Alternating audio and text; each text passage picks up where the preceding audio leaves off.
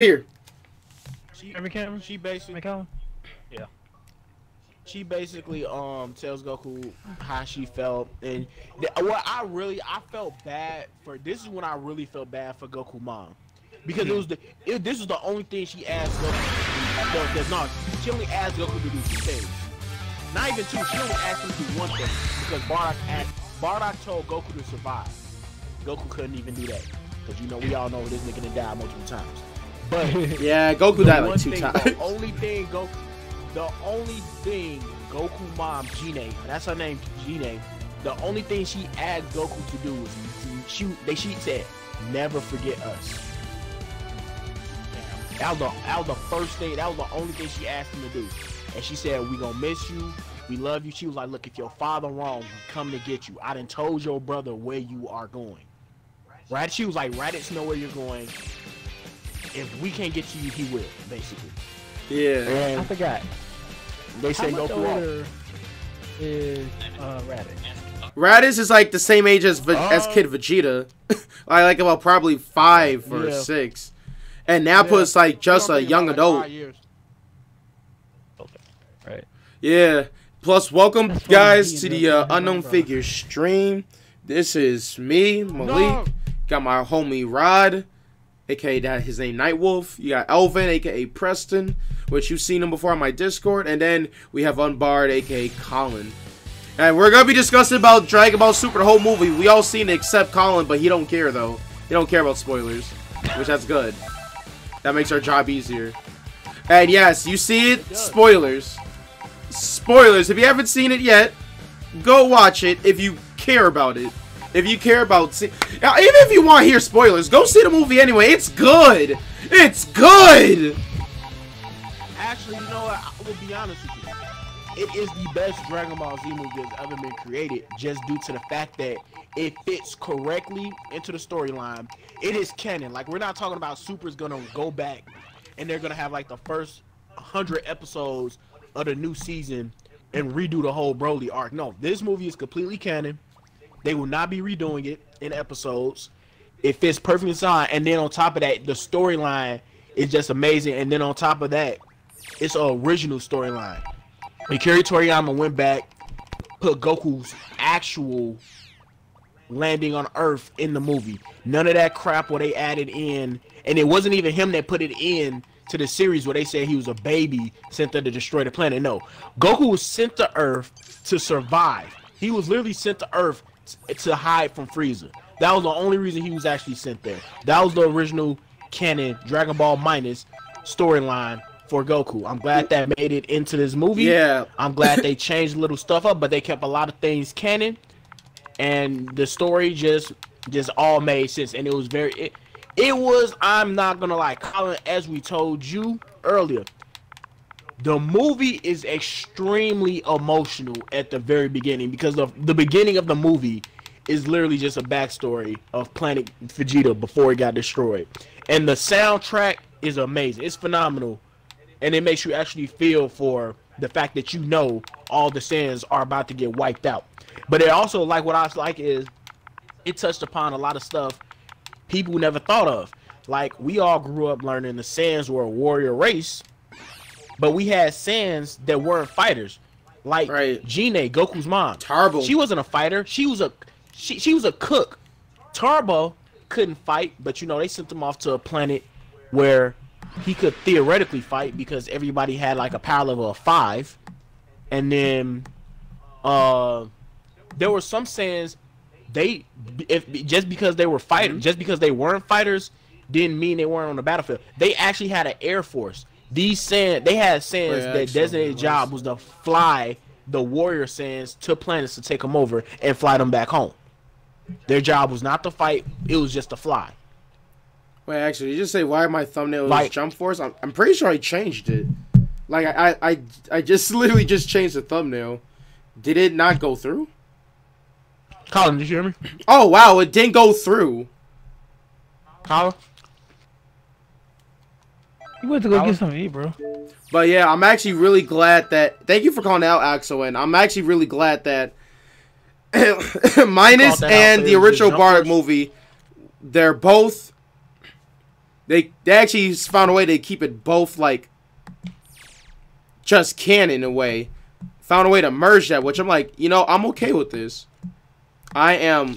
You know what? Completely okay with that. I agree with you, Malik. I agree with you, and I would say it took skill to merge them two together, but at the same time it didn't, because it's like a story is a story. Like, it's gonna be things that are changed up a little bit, and there are gonna be things that we've already grew up and seen before. Now, the only thing they changed really with the backstory was actually they didn't even change the backstory. They kept the original backstory, like I said, with Goku landing on Earth, and the only things they changed was the Bardock movie, which was both Bardock's personality a little bit. He's still a badass Saiyan, but he's not like a ruthless, evil Saiyan killer as we all witnessed when he said he's actually sick of all the destruction, actually wants to save something for once. Excuse me. And then on top of that, they changed his armor. Share this with y'all. They changed his armor, which was like, okay, look, y'all could have kept the. I'm not gonna lie, I'm not a fan of the new Bardock armor. I preferably like the green set of armor because it made him very distinct. It made him stand out from the other Saiyans. I do not like this new armor, but what I do like is the fact that they did change his story up, and he had freedom fighters with him. And yeah, just remember, Bardock can't see the future. He can't see the future anymore. He didn't fight those. He didn't fight the fish people with Fasha and his team. Yeah, I forgot the rest of his team. You know what? You know what? I want Fasha to be canon. I don't know why, but I want Fasha to be canon. I want Bardock's whole original team to be canon. Like, I actually had a connection with them because they just even though they didn't have much to do. Dude was Bardock like best friend, so I want him to be canon too. But yeah, I agree with you, Malik. They did take away. No, you know what I think was funny? How Bardock tried to do a beam collision with a supernova. He did. He did. Oh shit! I don't have Broly for Xbox One. Hold up, I gotta get Broly. What's good thing I'm going back to work. Good thing I'm going back to work at yeah, good thing I'm going back to work when I go to my campus tomorrow. Oh damn! I forgot that's when you leave. Oh shoot, that's not the thing I want to turn off. I can't let y'all see my numbers. I can't let y'all see my numbers.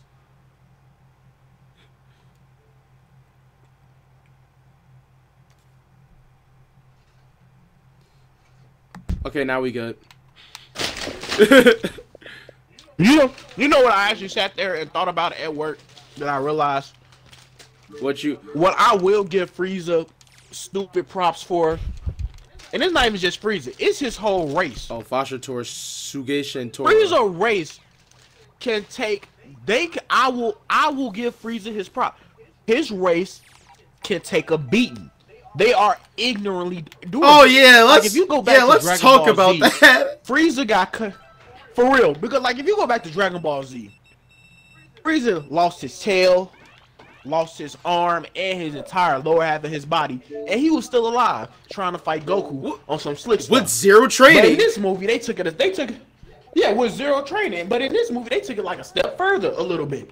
Instead of having him brutally mutilated, you don't get your butt kicked for a complete full hour by the legendary Super Saiyan. Yo, I laughed when figure out the fusion dance. I laughed with Goku Vegeta when they were in trouble. They're like, man, we got to dip. I got an idea. Good luck, Frieza. Wait, what? I am the Emperor, Lord Mighty Frieza. Boom, boom, boom. Bro, he just looked at Frieza like, you. Oh my gosh, that was like just, Broly. I'm not gonna lie. I was really like, as many spoilers as I saw on coming up to this movie, knowing Gogeta was gonna be the one to give Broly the L, and knowing how a lot of things were gonna go down in this movie, I am so glad that that single part right there was never leaked, because I'm not gonna lie. Heading up into the movie, when they said Gogeta was in the movie, I'm thinking we give Broly a little bit of hands to get him time to do the fusion. I didn't expect Frieza to get stumped for 1 hour so they could. That is definitely Akira Toriyama-esque right there. Like you said, Malik, it's the way it happened. It's the way it happened. Like they just flying past. Good luck, Frieza. Shoot, what? And then Goku uses instant transmission, and the only thing Broly sees after that is Frieza. Just bye. Oh my gosh. Like yo, Frieza definitely crapped his pants, and yeah, let's pay attention to detail. It took him 30 minutes to transform to Golden Frieza when he got tired of being punched. And then when he did turn golden, he was still getting whooped. I'm like, you can't write this on paper. Actually, you want to know what? We may be underestimating it. Frieza may have got stumped for longer than an hour.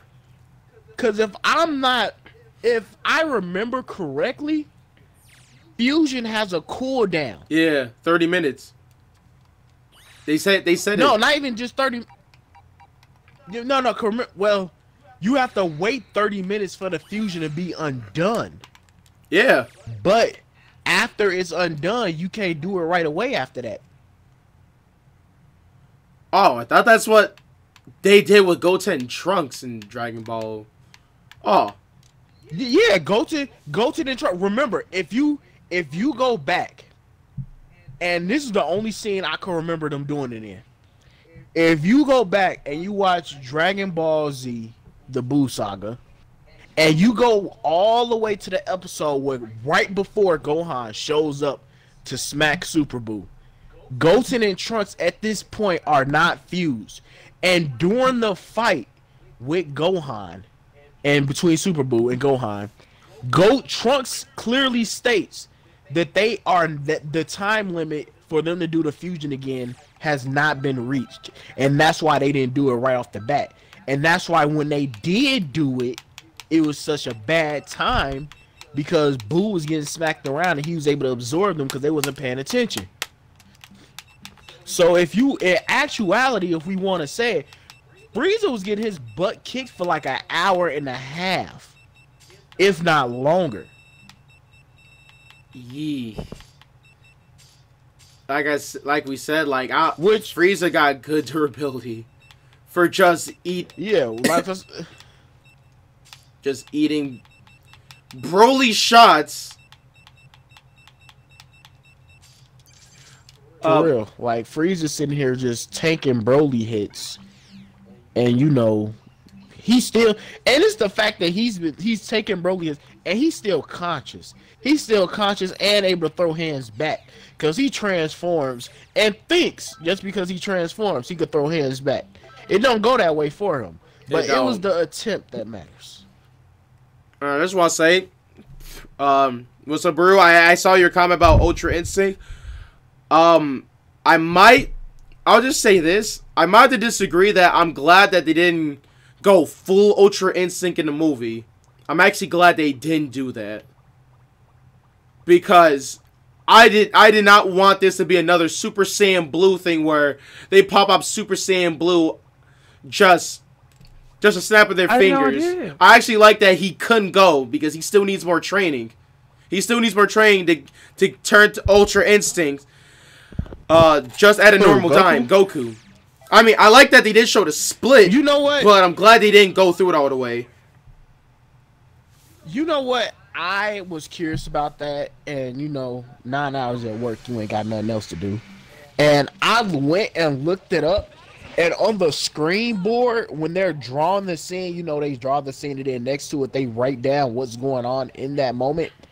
It literally says Goku is transforming into Super Saiyan Blue. Like, there was they didn't mean for people to think that was Ultra Instinct. They more thought of it and put it in there as Goku transitioning from Super Saiyan God into Super Saiyan Blue, because in actuality, if you think about it, when Goku went Kaioken times 20 for the first time, his hair did turn white. And the transition from blue to red in the heat of that moment, I guess your hair would turn white like it did when he went Kaioken times 20, because the key for Kaioken is red. But they really didn't, like they said, they threw it in there like it was an Easter egg, but they weren't. They like, of course, people saw it and we were all like, dude, that's clearly Ultra Instinct. Like there's none of. They was like, it wasn't Ultra Instinct. Like he wasn't attempting it. He wasn't even thinking about it really. Yeah, he wasn't. But he was like, but they kind of just threw it in there just because they was like, look, people gonna know what this is basically. But it's really just a transition. Like they was like, we're gonna hint at it, but that's not what it is. It's not, but yo, it was a good attempt though. It was. It was, because I'm not gonna lie. If he had went Ultra Instinct, I'd have been like, Broly, that's game. It's been nice knowing you. Somebody call up my man Jiren. Tell him, look, Goku didn't master Ultra Instinct. You was grass every time y'all fight now. Dang, now everyone's gonna be like, yo, Jiren versus my Broly. We need that now. Where is it? Bro, Jiren, I'm not even gonna stunt. I'm not even going to stunt. Jiren would probably, like we said, smash Broly. Just because, and that it's clearly due to the fact that, and I will always go back to this fact and argue it. Beerus did not bust a move when Broly transformed. But when Jiren flexed his energy, Beerus started sweating. And you're not wrong. Like someone mentioned that before when someone also discussed that is Zamasu stronger than Jiren? And someone made an argument too that, yeah, Beerus was not worried when Zamasu basically became the whole world. Well, yeah, what you said when Jiren flexed. Oh yeah, he was sweating. I'm not even seeing Zamasu. He's nowhere near stronger than Beerus. Heck, Zamasu couldn't even go toe to toe with Super. Okay, I'm gonna be honest. Zamasu was a cheat card because first you had a Kai who's not stronger than an average Saiyan. And then you have a guy who took Goku's body and can't fully utilize it because he's not a Saiyan. Then you got Goku in Super Saiyan God form, who could have they even mentioned this in the manga. Goku in Master Super Saiyan Blue form can go toe to toe with Zamasu and smash him. The only thing that's stopping this from happening is this immortality half. If that wasn't a factor, this whole fight would have been irrelevant because Vegeta could have ended it. Yeah, right. He could have. He could have ended it, but but Zamasu, yeah, Zamasu was afraid of death and wanted to be the ultimate god, but he still failed because even immortality cannot save you from Zeno. But that'll be another story for now. That's another story for later. Since, you know, Zamasu is back in, well, at least Dragon Ball Heroes.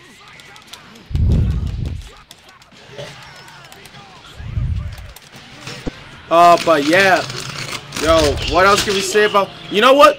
I actually like that how, yeah, the Force with Frieza and the Saiyans used to be King Cold. The Cold Force. Yeah, you know what? I've never thought about it. Like, when he said it, I was like, huh.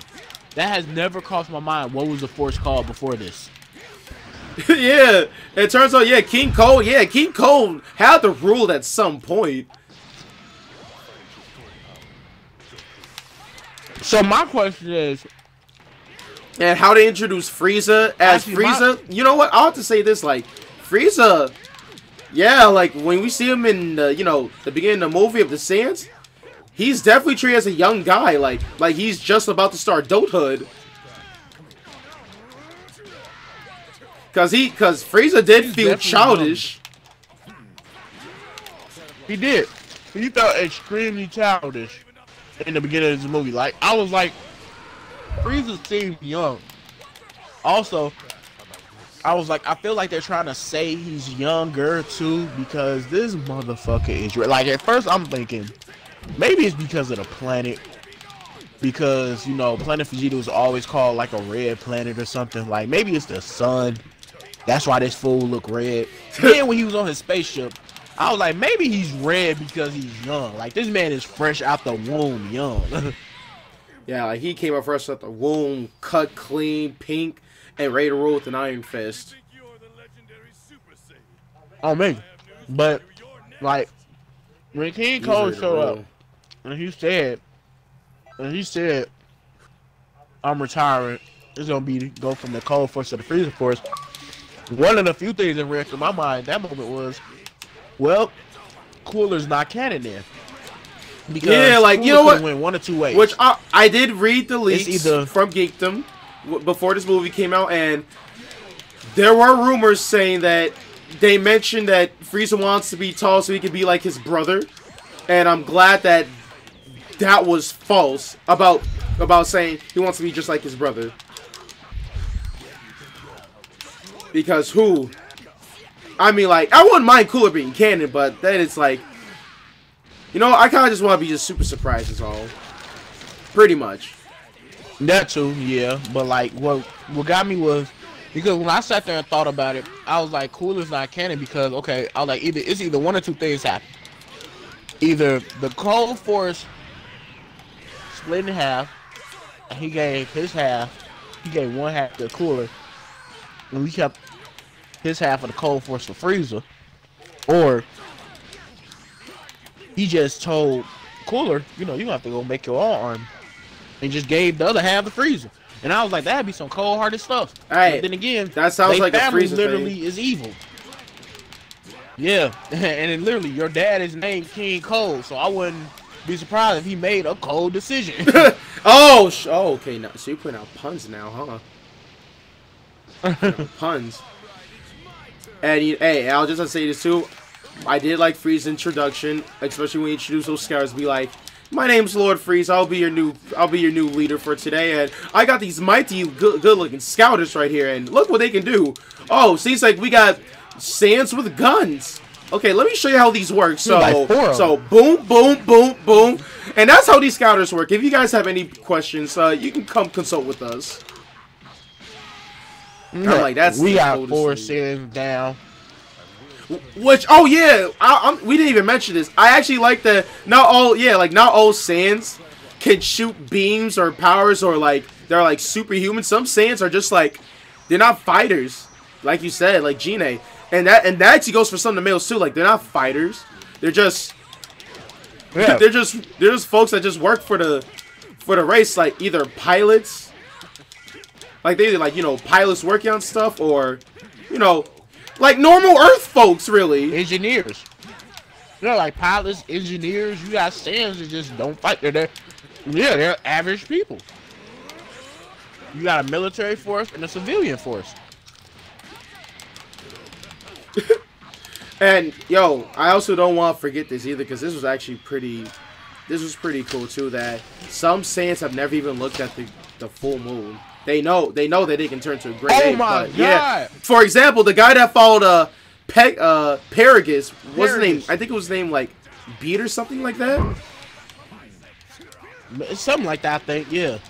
Cause I'm not even gonna lie, I didn't really care about his character much because I was like, look, you mean nothing to me, sir. I'm not gonna lie, like I actually did like him, but I do have to feel like he's gonna die soon. So it's like, oh well. But I wonder how he was gonna die. Yeah, that was my thing. I was like, look, obviously you did not make this, so you're gonna die somewhere. I was like, at first I thought, man, one of these creatures just gonna off this dude. Then Paragus shoots him. Yeah.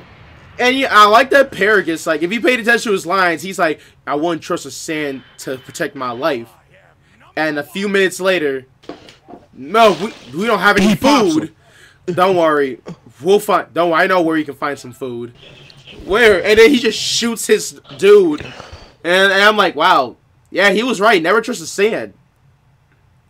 For real. I was like, you cannot trust the Saiyan to save your life because he just straight turned. He straight turned you. And then it was on top of that, dude was okay with your plan too. He was like, look. I'm going to drop you off and I'm going to go home. Yo, I'm not gonna like. I just want there to be some type of headcanon that Goku at some point met his mom and dad, probably when he was dead, like, for 5 years. Can we have like, for real? Can we have like an episode where like he meets his mom? Like, man, like I really wanted like a guy made a fandom where when Goku died the first time from fighting Raditz, they both ended up running into their mom, and she went off on both of them. Like, and first of all, she smacked both of them, and then told them, you know, we sent y'all away for y'all to. She was like, yeah, we sent y'all away for y'all to live, not kill each other. And Raditz even apologizes to her, saying, you know, I'm sorry, I didn't mean to kill him. Things just got out of hand. And she forgave him and said, I understood. You are a good boy, and you've grown up to be a good man. And then she looks at Goku and says, you look like your father. And then, of course, Bardock is there, but he's like off behind a rock with his arms folded and smiling, listening on to the conversation.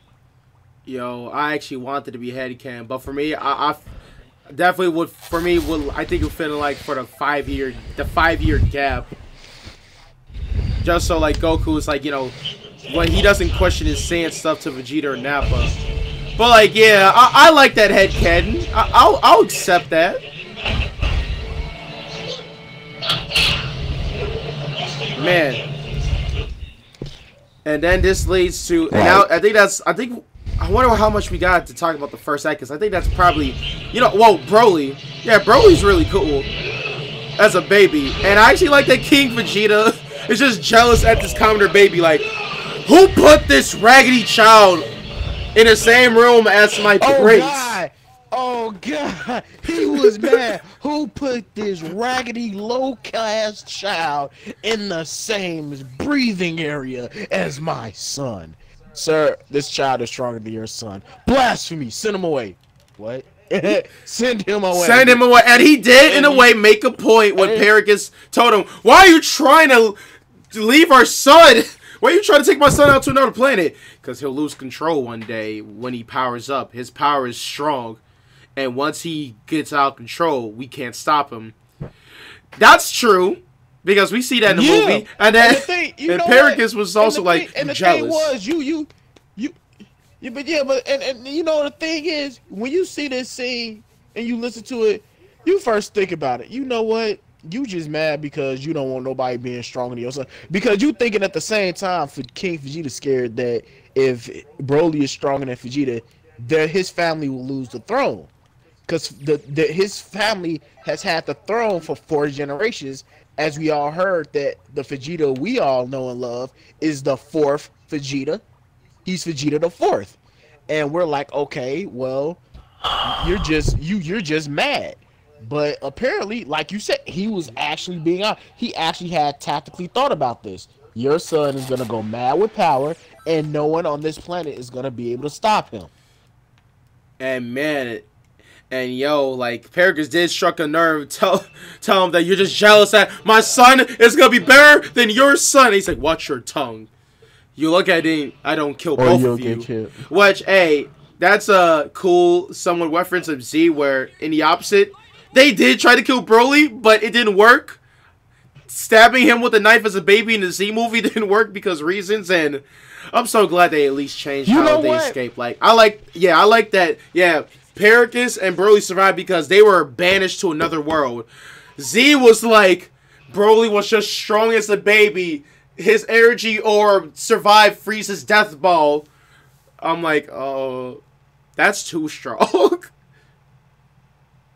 For real, like, I'm like, at this point in time, I'm like, first of all, I really like how they downgraded Broly. Like, they didn't really make him ignorant. Like, Broly had a power level of like 938, and that was stronger than, you know, most common sense. Like the pilot said, this kid has a higher power level than I do, and he was a full-grown adult. But that made sense versus this child has a power level of 10,000. What? My dad, he's been. What baby has a power level of 10,000? What semen made you give birth that strong? For real, you have a power level of 10,000, bro. You not understand how strong you are right now. At this point in time, you talking about a baby that can't talk yet could punch his fist through a fully grown Namekian and obliterate it. Like a power level of 10,000 is capable of blowing up a planet, and he's an infant. I mean, fresh out the womb, and Broly can already blow up a planet. Like that's just ignorantly large power level. Yeah, but you know what? Back to Broly, I'm not even gonna lie. It was one subtle scene that I actually liked, and I enjoyed this scene a lot when I thought about it. And it's when Paragus finds Broly on the planet, picks him up. Broly is aggravating, trying to fight back, and he simply just grabs Broly's tail, and Broly blacks out. And I really sat there and started laughing and thought about it. I was like, well, man, that really makes things a lot easier. Like, imagine disciplining your Saiyan son. You know what? Give me your tail. Or you just grab it, and they just black out. Yeah, they just black out, that's it. I do. For real, because Broly was sitting there fighting him. He just grabbed his tail. Broly went to sleep. Yeah, because tails will always be the weak points of Saiyans. But luckily for Paragus, when he decided, yeah, he was going out of control in his grade 8 form, he just, like, gets rid of it. So, I'm gonna guess they know how to certainly remove tails then. I mean, I have to imagine Broly's had to be painful because I don't think that planet has tools. I mean, maybe, you know, the ship parts. Never mind. He made you. Yeah, I think he made. You know what? That's what also I was wondering. I was wondering where did he get the collar from Broly? Because I'm like, is that just like, you know, mandatory on all ships? Did you like jimmy rig this? Like, where did this collar come from? Because if you really cared that much, you'd have just put a collar on the other Saiyan and be like, nah, if you try to leave, I'm just gonna shock you.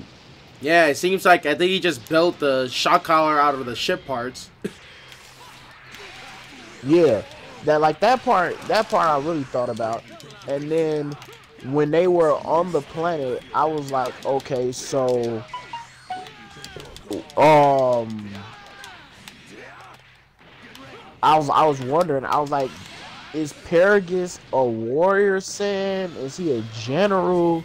Like what? Because what was annoying me a lot about Paragus is we never saw him fight once. Like, he trained Broly how to fight, and from the way we was watching Broly fight, it looked like Broly was just a brawler. Like, Paragus did not know how to actually fight. Because we're talking about, we're exactly talking about the same man who was a Saiyan who was supposed to be a Saiyan general, got off a ship and grabbed a gun.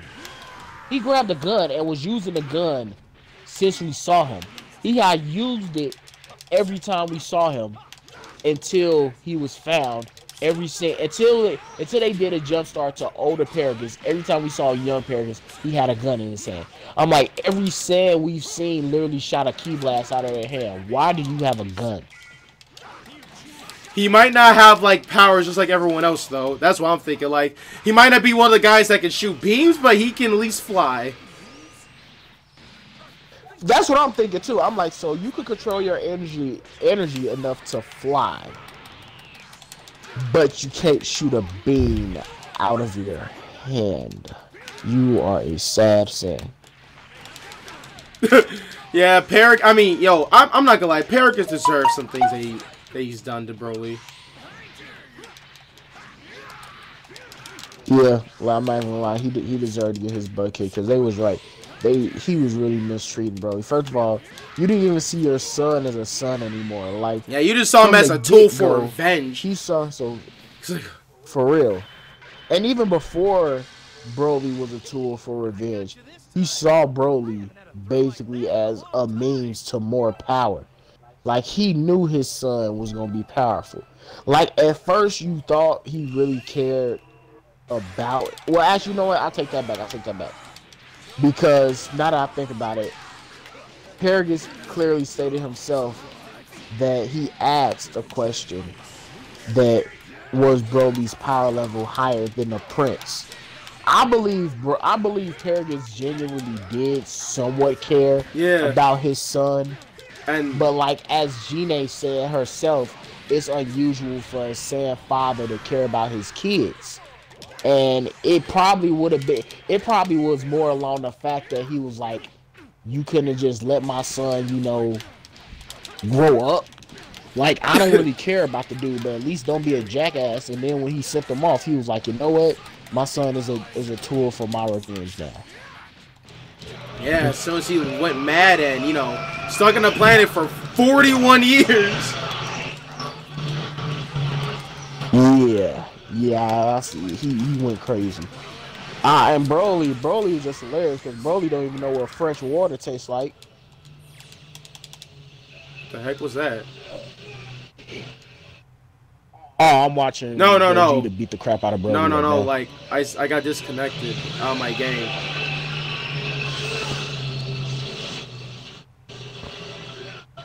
Oh, I got disconnected. I do like the fact that that Super Saiyan Gogeta was on par with Broly, but then Broly kind of transformed again. I don't know if you could say transform or he just powered up some more, and it caused Gogeta to have to go blue just to end the fight. Because at first, Gogeta and Broly were like on par, and then Broly kind of just powered up even more, and Gogeta was like, you know what, I'm gonna have to. It's either Broly powered up more, or Gogeta was like, you know what, instead of being on par, I'm just gonna have to dominate the rest of this fight because this fool is gonna get too powerful. Hey, you not wrong. But I also like how the heck Gogeta asked what the heck just happened. Because these fools somehow manages to break reality. They did somehow. Like, they broke... Yeah, they broke reality and ended up in a separate dimension. That's the thing I actually like. All right, I know we're skipping, like, to the end, but, like, yo, Broly versus Gogeta. Yo, that was definitely maybe one of the best fights I've ever seen. Ever produced that Dragon Ball Super made. No anime mess-ups or anything. Yeah. It was really good. It was flawless. And then, like, they... Actually, you know, all the fights in here were flawless to me. I'm not even going to lie. The animation was done extremely well. Like, I see why they stopped Super. Because they needed their whole team for this. And they did an amazing job. Like, there was no errors, no weird... Like, even Vegeta's dance pose, it was put I'm not gonna lie. That I know it had to be like that. Yeah, I know it had to be put on purpose just to see that. Like, and that's definitely worth it. That was funny. Like, I was like, you know, I don't mind that. That just looked funny, him posing like that. That's that comedy of Dragon Ball right there. Yeah. Oh. It is. You know, but you know what? They had that while they gave Vegeta that one dumb moment, they made Vegeta a complete badass in this movie. Like, he didn't get dogged by Broly. Yeah, that's the thing that everyone likes. He didn't get dogged by Broly. He did not. He was actually giving Broly that work. And then when he was flying away from Broly to gain some ground, like, he wasn't even running from Broly. They were like, you know how they just fly forward and they fight while flying forward. He was flying forward and then Goku just jumped in out of nowhere. But Goku didn't even jump in. They both flew to different spots. Broly was powering up. Vegeta was getting ready to turn into blue. And Goku just jumped in and said, you know what? I want to fight you. And it wasn't like Goku just stole off Broly just randomly. He openly said, hey, it's my turn. And Broly stopped, looked at Goku, and said, you can catch these L's too. Yo, I actually like that part of when Goku looked at Broly like, hey, you're not such a bad guy. For real. How we sell things on Earth, like we sell things in peace.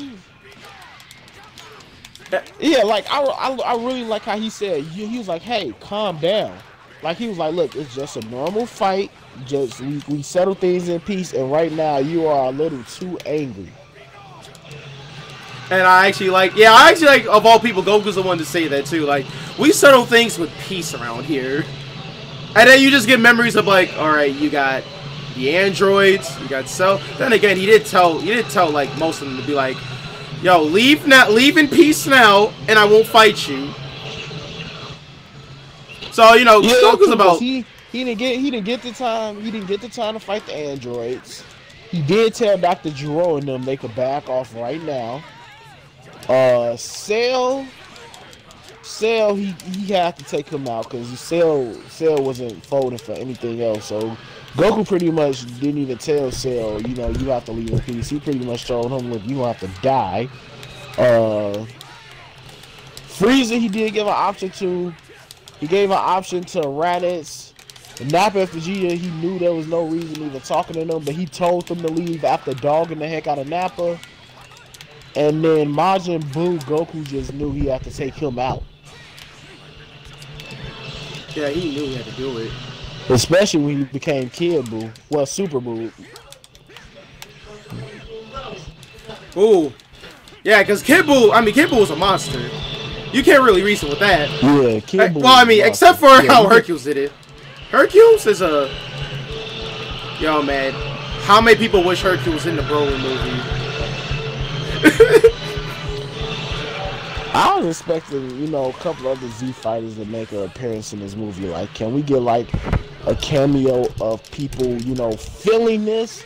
Because you can't tell me that Broly power level was only able to be felt from a certain distance. No, across the entire planet, y'all should have been feeling this energy. And then on top of that, y'all should have been feeling Goku and Vegeta's energy throughout this whole thing, especially when Gogeta turned into Super Saiyan. I understand if y'all couldn't sense the Super Saiyan Blue because that's God key, y'all can't sense it. But when Gogeta turned Super Saiyan, y'all should have definitely, it should have definitely been like a cutoff to like Krillin, Gohan, and everybody else sensing this across the planet. Like, what on earth is going down at the North Pole? Like, these fools that turn the North Pole from icebergs to lava and rock. I don't even know how that's physically possible, but they managed to do it. I mean, yo, they're Saiyans. They can do anything. Dang, I let go of my block. But yeah, they can do, hey man, when you got power to destroy planets, you can turn a whole ice place to lava. Which, by the way, you know, I keep forgetting that, you know, no, okay, not really. Bulma's the richest person, of course. But I do like how when they start with, you know, here's what our heroes are doing in the present, fighting, and this little small random resort right here that Bulma just happens to purchase because she's rich. Well, she said that she purchased it, and it's over 1,000 miles from West City, and she purposely had put it out here so Goku and Vegeta, when they trained and she was there or they were there, they could go all out over the ocean without no issue. Hey, you're right, and that, hey, it did seem to trick though, because they were going all at it, and Beerus was just chilling. They were. Ooh. Oh, and you know, shout out to Bra right there. What Papa Beerus? No, Uncle Beerus. Yeah. That was adorable. I'll not forget that. That was really adorable. Oh yeah, and yeah, Vegeta just telling Goku that I'll call you dumbass anytime I want. Yeah. Because he was like, you the dumbass thought it was a bright idea to bring that son of a bitch back to life in the first place. And he was right. Like, man, Goku's insane. Like, Goku, I mean, I understand, you know, you got good and hard, and you want to be fair to Frieza. Be like, yo, if you help us win this, we'll make sure that you get wished back to life. Yeah, he was on some high stuff when he made that deal. We're not even gonna stop, but I will give Frieza this respect though. Frieza straight up did this entire movie was not a bad guy. Like I will argue that with anybody. Frieza was not the villain in this movie. Matter of fact, The only villain in this movie, to be honest, and he wasn't even a villain really, was Paragus. Yeah, he was like Paragus. He wasn't a villain. All he wanted was revenge, and he had the right for revenge because while King Vegeta was being petty, King Vegeta was right, but he went about it the wrong way. Yeah. And Paragus had been tortured on a planet trying to save his son for 41 years. So he had every right to snap and want revenge. And Frieza just showed up for a simple wish. Frieza literally was going to make a wish to be taller, and that was it. He didn't want no beef. He said he wasn't planning on fighting nobody. He simply wanted to make a wish to be taller and go about his day.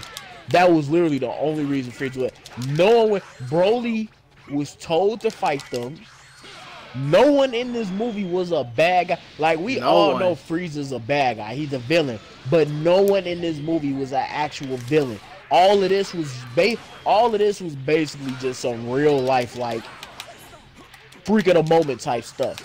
Like, it was a wild card. The day was just everywhere. Like, Frieza came to make a wish. Instead, this dude want revenge. Frieza said, look, I don't give a damn. You can do what you want. He goes to fight them. Broly ain't got nothing to do with it. Vegeta ain't got nothing to do with it. Goku ain't got nothing to do with it.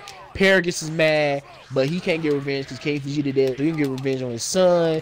And he got dead dirty, so he won't revenge. And it was a lot of just, you know, he say, she say stuff, and it was like, no one is a villain here. This whole movie is just basically like, yeah, we got some past problems we need to fix, and this is gonna get squashed today. I mean, if you want to think about it too, yo, the movie is called Dragon Ball Super Broly. The main characters were not the Z heroes; it was for Broly. Yeah, this movie was. This movie was mainly about Broly. It was supposed to be for him and about him to make his character better, because like a lot of Dragon Ball fans all know Broly was so cool, but his backstory was, oh crap, I am bleeding like hell. But his backstory was stupid. Yeah, and see, oh my gosh, how do you remember that young when you cried?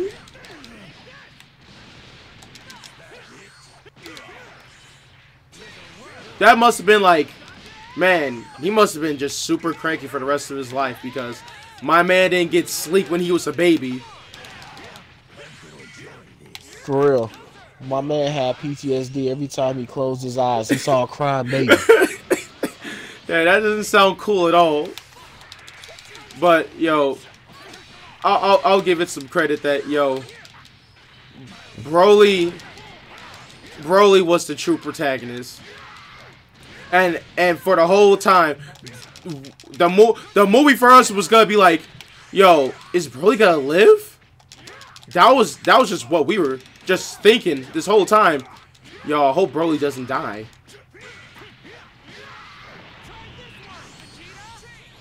Definitely. Cause I was actually rooting for Broly not to die. I mean, of course I want him to stop being, you know, when he got Pharaoh.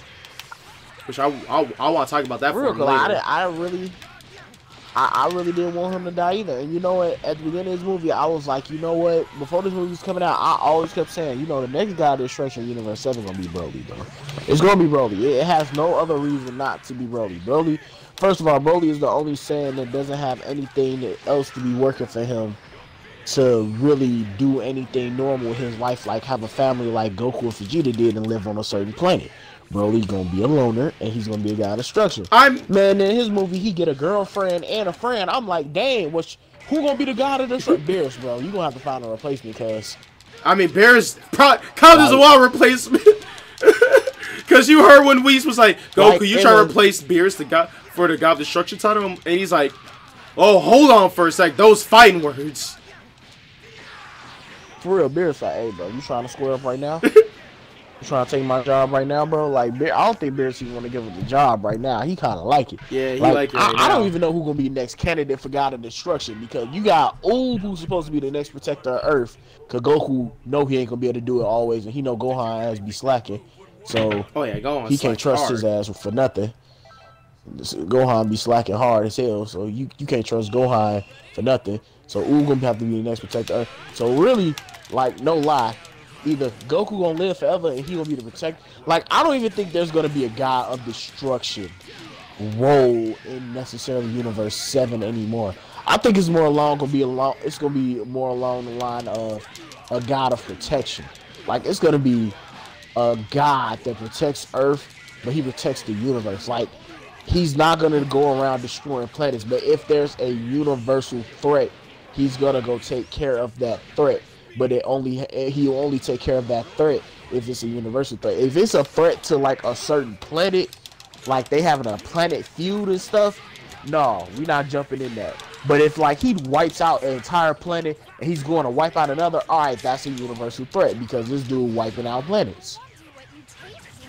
Hey, you know what? Like, shoot, I think that's a cool concept. Maybe God of Protection. I mean, the Supreme guys can't really fight that well. Can't protect shit, so.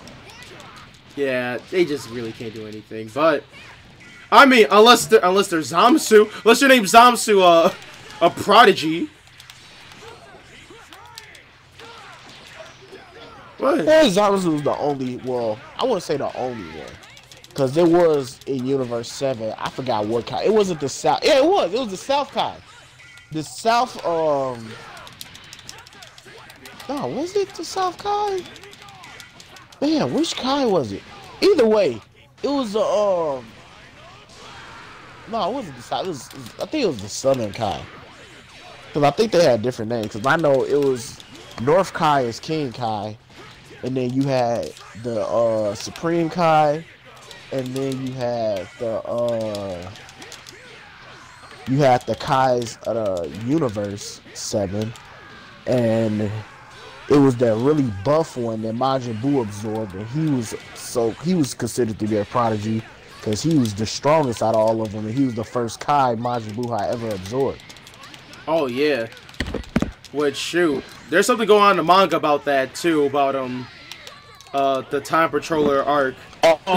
Which again, the dude the original Supreme Kai sealed the dude away, and dude now unsealed. And they need the Supreme Kai to seal him back again. But the problem with that is that Supreme Kai he long gone because Majin Buu absorbed him a millennia ago. Yeah, so. But I mean, you know, they have instructed the fighters before, so I mean, I can't wait to see where the manga takes place. It seems like right now, from just watching from some people, yeah, it seems like Vegeta's fighting the main antagonist, and of course, that guy's gotta be strong. He's gonna get dog. But hold up, I'm gonna be back. You talk to Preston. Be back. I gotta go do some stuff. All right. Oh man, Preston, you back? You back, homie?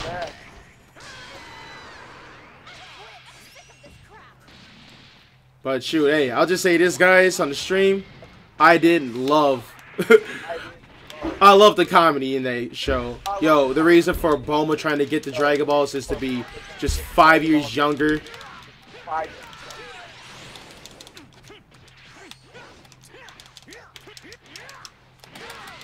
And Frieza wanted to be taller.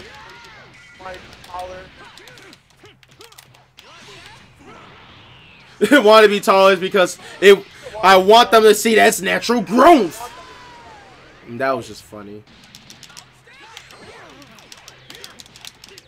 Like, that's just comedy right there at its best. And yeah, Frieza learned too from just trying to stay immortal. Would he suffer a lot? Ever since he was in hell, which is basically like, you know, you're immortal in the afterlife, but oh yeah, if something like that happens to him again, I think he'll go insane.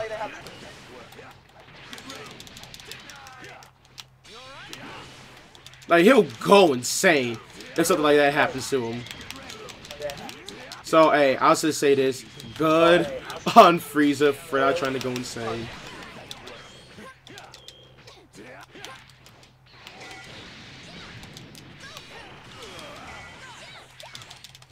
And, what else?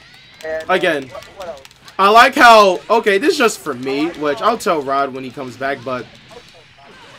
Alright, let's see. Tarbo gets a mention. Gotenks and Trunks, for just one scene, are mentioned.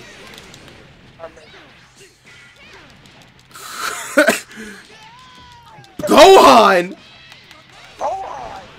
Everyone was, I mean, Piccolo got some screen time. I mean, which, you know, he didn't really serve. I mean, the only purpose he served was practicing the fusion dance. But Gohan, you kind of expect maybe Gohan to make a cameo or so to feel some power.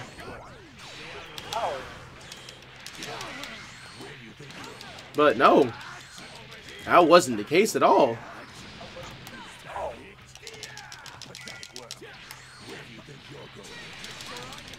Like, not the case at all, at all.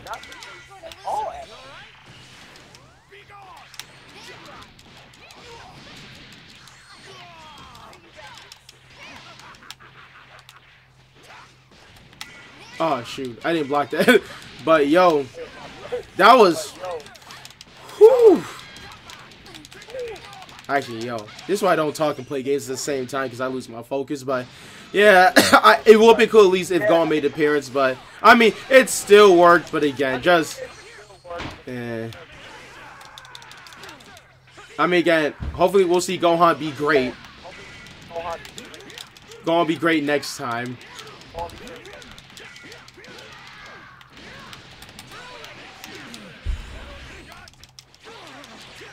I mean, I wish and hope so. And what's up, Tor? Welcome to the stream. You know, just doing some discussion, just talking about the Broly movie. Because, yo, that movie was sick. And I recommend anyone to watch it. Because it's so good.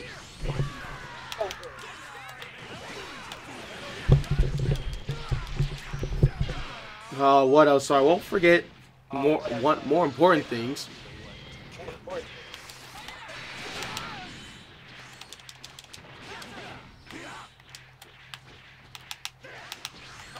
Oh, shoot. Oh, yeah, I like that. How Frieza collected Dragon Balls was to send soldiers that have the weakest power level.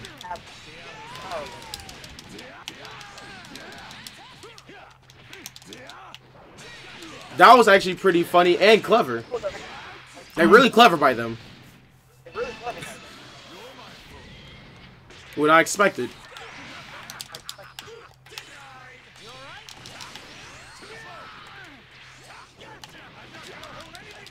Oh, I might mess up right here. Now, he can hit this two things, either sword or something else. Oh, no. Oh, but it still works. Oh, no, never mind. I'm dead. I'm dead.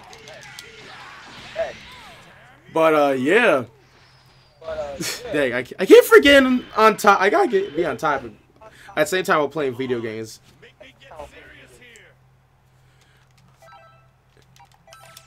But I will say this, though. I will say this. I like how Goku and Vegeta, when they teleport to Piccolo, does he have any sensu beans? And Piccolo says, no, you're out of luck for that. I keep thinking Akira Toriyama forgets Piccolo's moves the more they keep moving forward with the series, because Piccolo has the ability to heal other people. I mean, like, didn't he do that with Gohan? Unless I'm making that up, then that's definitely on me. But like, I remember Piccolo does have somewhat the ability to, like, at least heal someone. I mean, not as good as Dende, but to heal someone.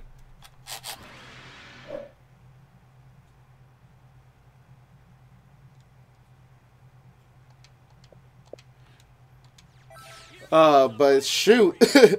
Unless I'm forgetting something, then please let me know. Because I am not the full Dragon Ball expert. I just want to discuss about the movie.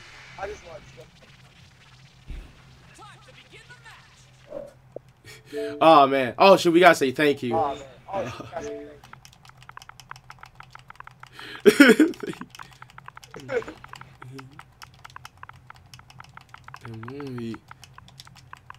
That movie gave me life.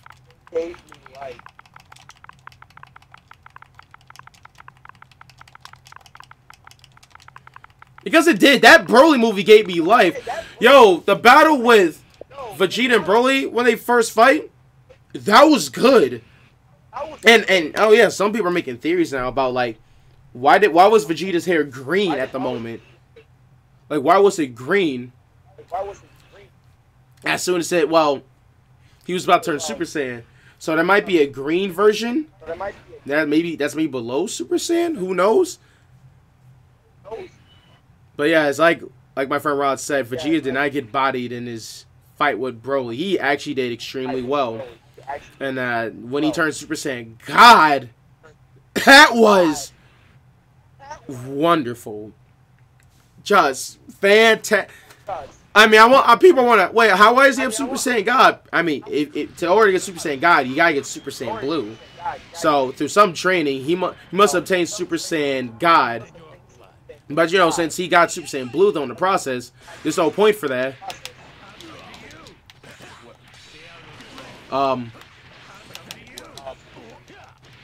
Oh man, and I actually like that when Broly started to get like an upgrade power. When he started to go mad, I actually like the reasoning. I like the reasoning why he started to get like this huge power out of nowhere.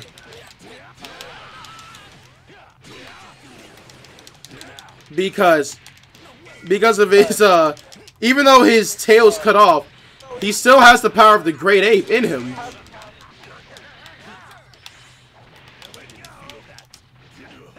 So shoot, the fact that he can harness the Great Ape power in human form is amazing, and that is his only reason for going Super Pharaoh.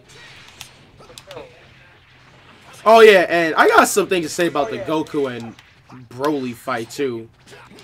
First off, the soundtrack. WWE chant soundtracks, man. I mean, when I say that, I'm talking about like I noticed that the songs were chanting their names. It was like, go Broly, go Broly, go! Go Broly, go Broly, go! Kakarot! Kakarot! Like, I'm like, holy crap, this is like they out here wilding with that. Like they going all out with that. Like they're doing like this some pay-per-view wrestling match. I'm like, yes. Yes. I thought at first it felt silly, but it just works. It just works with it. Go Broly, go Broly, go! You talking about the go Broly, go Broly, go? Yeah. You know what? Added on to the fact that they yelled Kakarot, I really like the whole nod Akira Toriyama did to the original team that did the Broly story. Because like he said at the end of the movie, he was like, you could call me Kakarot. I was like, ha, that's a nod to Broly. Because, you know, we talking about the original mean dude who just screamed one name like a Pokemon, and that was it. Oh, yeah. But now in the movie, when they did the soundtrack, they didn't call him Goku. They called them by their Saiyan names the entire fight.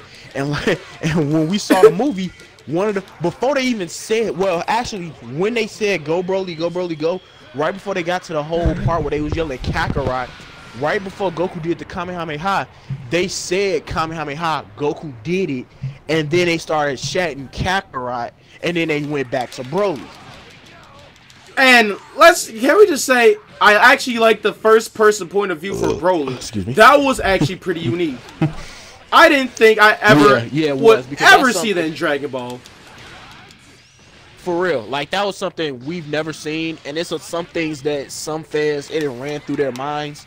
I wonder what it looks like when they're fighting through their eyes, and we got a POV version of that through Broly eyes, and we got to see it from the perspective of the person who's doing the butt kicking versus the person that's getting their butt kicked. Oh yeah, and I'm like, dang, Goku.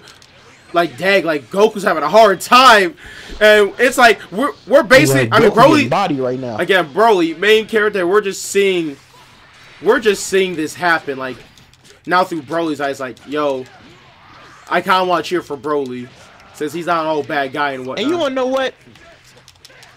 Broly made this movie great in multiple ways. And you know what? Broly actually may have just caused the biggest controversial fight in Dragon Ball history that has been going on since GT, which is what is more powerful, Super Saiyan 4, Super Saiyan God, and Broly indirectly has pushed that vote towards Super Saiyan 4 is actually stronger than Super Saiyan Blue because he uses the Great Ape power.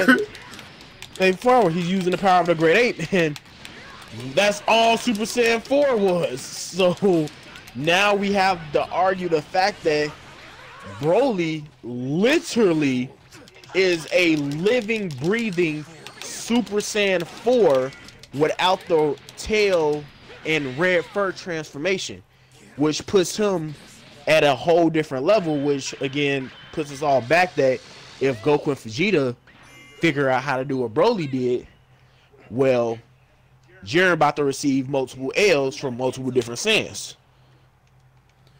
Yeah, and yo, I mean, hey, if you can remember this too, does anyone remember that filler in Z when Gohan looked at the moon that Goku's space pod made, and Gohan was under his control, but he was in like Great Ape control before he turned full Great Ape?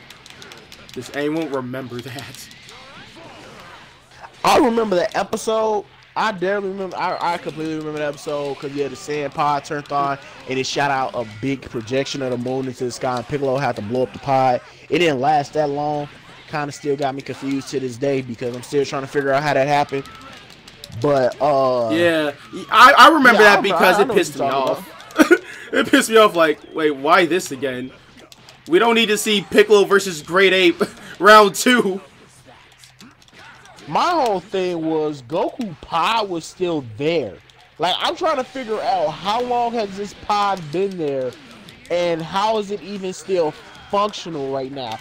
And then on top of that, I remember his pod said, "Wake up, Kakarot, wake up." I'm like, so you mean to tell me Goku was supposed to have been asleep until he was a fully grown man? Well, that's funny. That's funny. I mean, that's why it's filler. It's not supposed to be canon, and even if it was, that's super inconsistent right there. That is ignorant, inconsistent. Like, wake up, Kakarot. You do understand it's been like 20-something years, and you just not telling him to wake up. Like, dude died from starvation a while ago. Yeah, that would have been death. Yo, it was Frieza's plan all along. Wake up until you're an adult. Goku would have woke up fully. I mean, Goku would have woke up stupider than he acts now. Like, imagine an adult Goku with the mindset of an infant. Oh my gosh. I mean, worse than how his mind is right now. And again, can we just talk? Now, I don't know if anyone else has talked a lot about the comedy trope of Goku and sensu beans, but you think you learned your lesson the last time, trusting Goku with sensu beans? Yeah, Goku and sensu beans and strong enemies is not a good thing.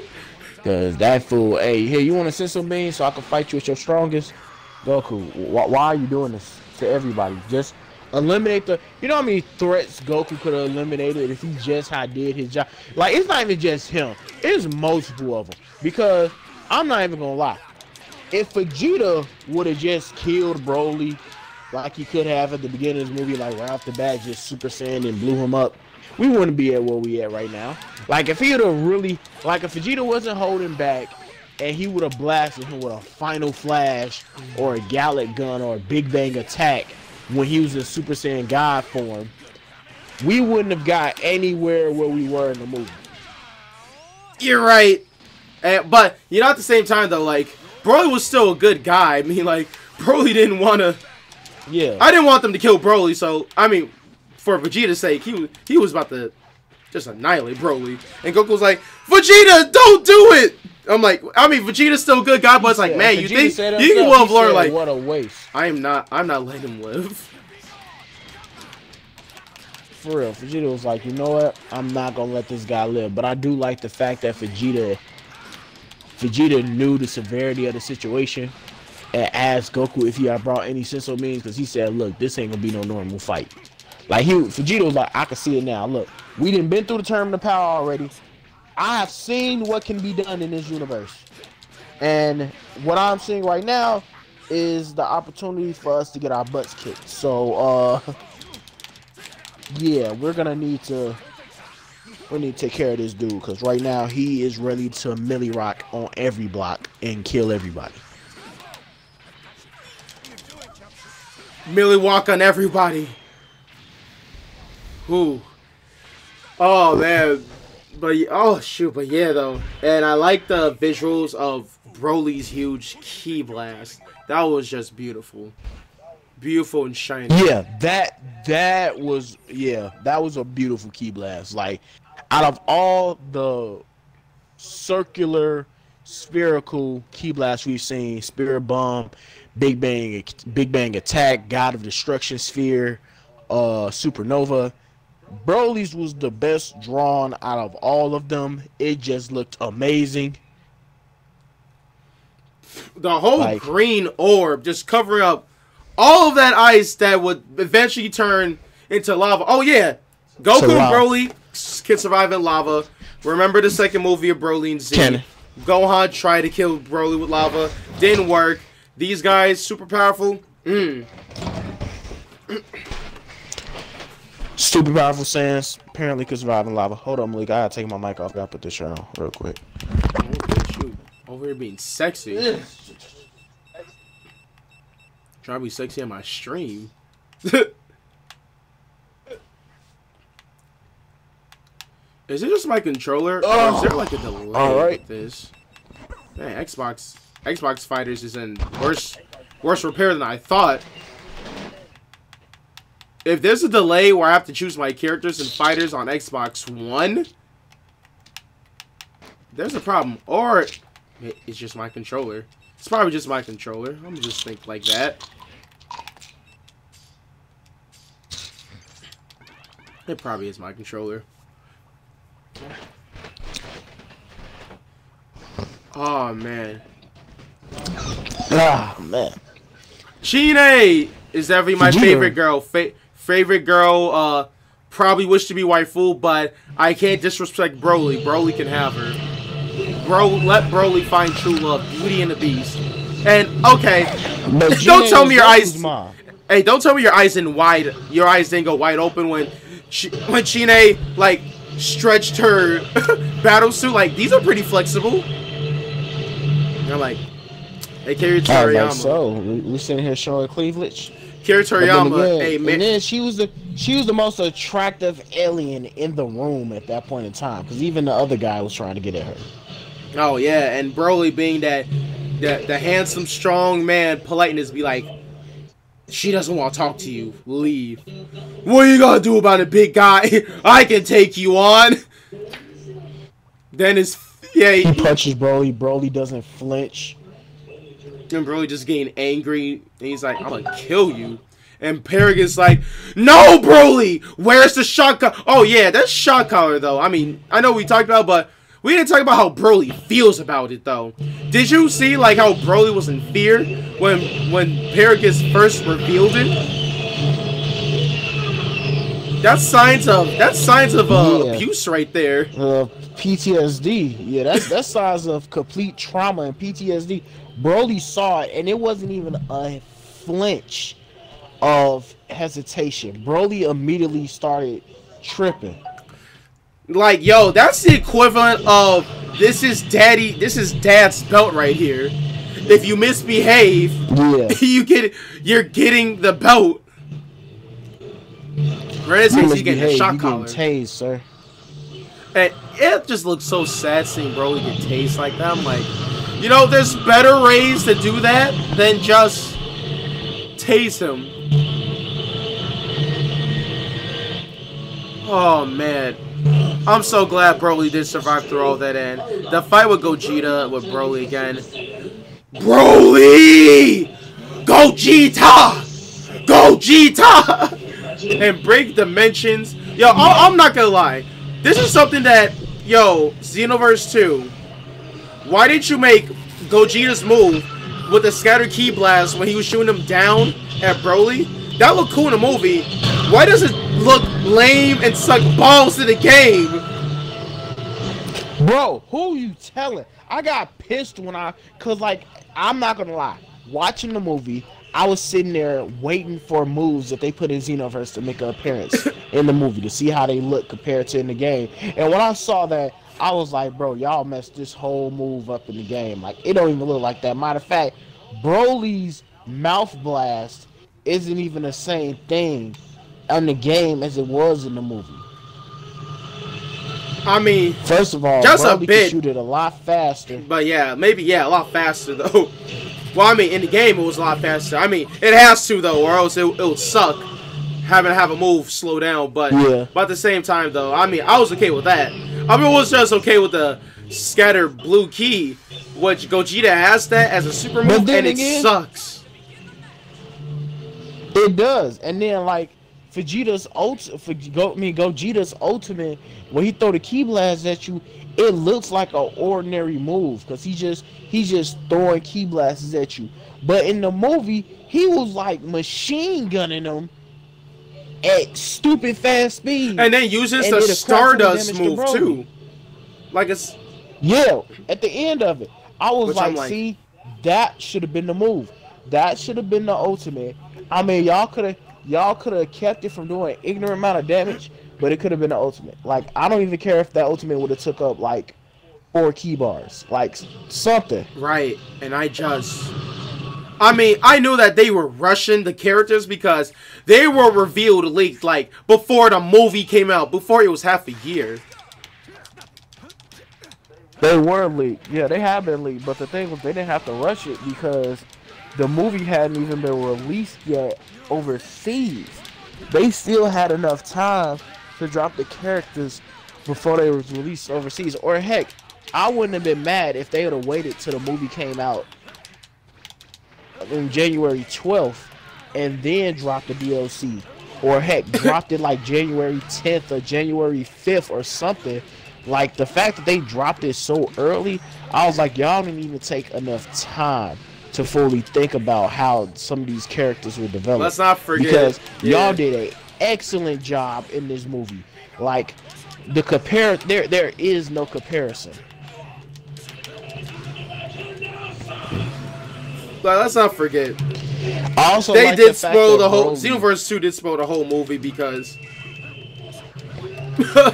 the scans just showed similar moves to Broly and Gogeta, and it's like, well, thank you, Demps. Yeah, man, but if you did the parallel quest, you probably found out a little more stuff. But see, I didn't do the parallel quest yet. I refused to do the parallel quest for Xenoverse until I saw the movie. Oh, okay. That's why you didn't play the parallel quest missions. Or at least, I guess, Preston tried to get you in it.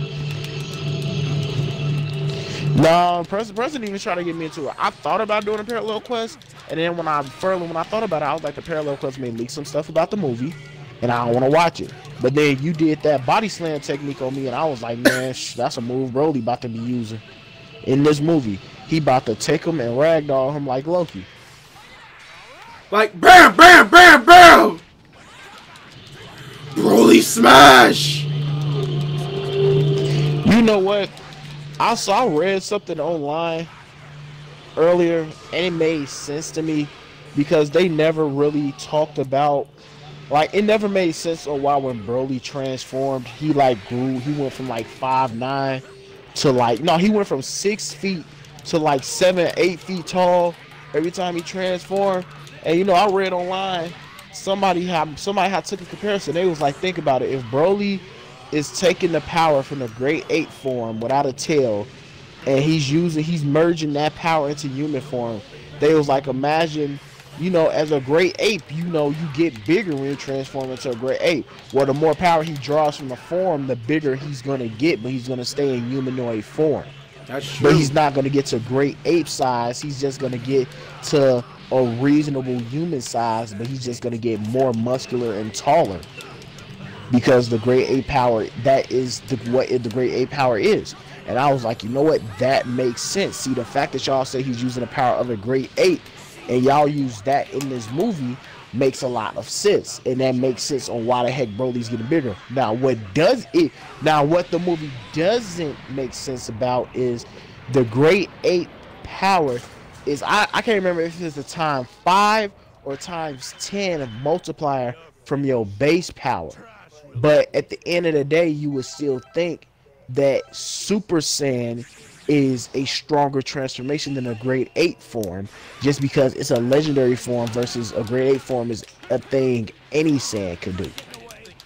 So that will also go into the fact that Broly had an Broly had a large power level and huge potential, and his base form had a lot of power as it was already, but the fact that his 8 form allowed for him to get on par with a Super Saiyan guy is still arguably inaccurate.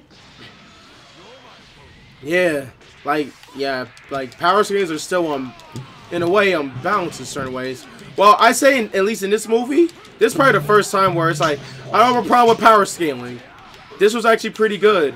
It wasn't like no terminal power. Like in this movie, it was like, in this, like, terminal power just was all over the place. Like, it just did not make sense on how even Kefla made Goku even hit the power level of Super Saiyan Blue. Like, to be honest, Kefla should have pushed him it should have pushed him more into Super Saiyan 3 or Super Saiyan God, more of the sort than Blue, because that just doesn't make sense. Or even, you could even argue Super Saiyan 2, because at this point in time, you would have to view it as Goku's base form at this point in time is stronger than the first time he turned Super Saiyan God when he fought Beerus. And everything else after that is just a multiplier upon that power, which would make Goku ignorantly stronger than Kefla. But in this movie, it was Broly. Every Dragon Ball Z fan know who Broly is. So we already know power scaling is non-existent when it comes to Broly. Broly is just ignorantly powerful. Because Broly will just keep getting stronger. And he'll keep getting stronger and stronger. That's not even mentioned. Broly never even said that in his movie. Josie Vani, thank you for the subscribe on YouTube, man. I hope you enjoyed the discussion. Sorry about that. I didn't announce it. It's good, it's good. He could join in. He can ask some questions, make some comments. But I really do like the fact that they didn't really add in the fact that Broly keeps getting ignorantly stronger. Like, his power is forever rising. And forever and ever. Like, he just filled with so much energy. Like, he was a special baby. Like, okay, like, this is what I gotta say. Like, in terms of Caulifla, and I just want to say, let me be dead wrong on this. Broly was a prodigy Saiyan. 100%. Broly was a prodigy Saiyan. Vegeta was the prince of all Saiyans. Or should I say, Vegeta 4th? Vegeta the 4th. Since, apparently, Vegeta does have a bloodline that goes to first Vegeta. Yep. So that's pretty cool. I hope that's now explored, since they gave us more information about Saiyans. But yeah, like Caulifla, Broly was a prodigy Saiyan. So if his power just kept getting stronger in a short time, then yeah, I mean, that's how dangerous they are at this point. Then they just have all this unlimited, there's all this like just ability just born naturally into them, which is why, like, for at least Caulifla, she turned Super Saiyan real easy and upgraded to Super Saiyan 2. I mean, and you know what? To that comment of yours that you just made, I just remember something that they said about this movie that actually wasn't even touched upon, really. They said they were going to touch upon the history of the Saiyan race and the warrior race and what makes them so powerful. And in the movie, we get a backstory of how the Saiyans was destroyed, which most of us knew, but we got to see a re-edit of it, a revised version of it in this movie. But when it came to like the Saiyans and their power and the fact that they can become unlimited powerful, it was kind of never brought up on why Goku and them was that powerful. Like the only thing they said was their latent ability. Their latent ability. That's everything. That's all they kept saying. They never said why they could keep getting strong. They just said their latent ability. Like, you're born with a latent ability to hit a certain power level. Well, Goku and them kept going past that.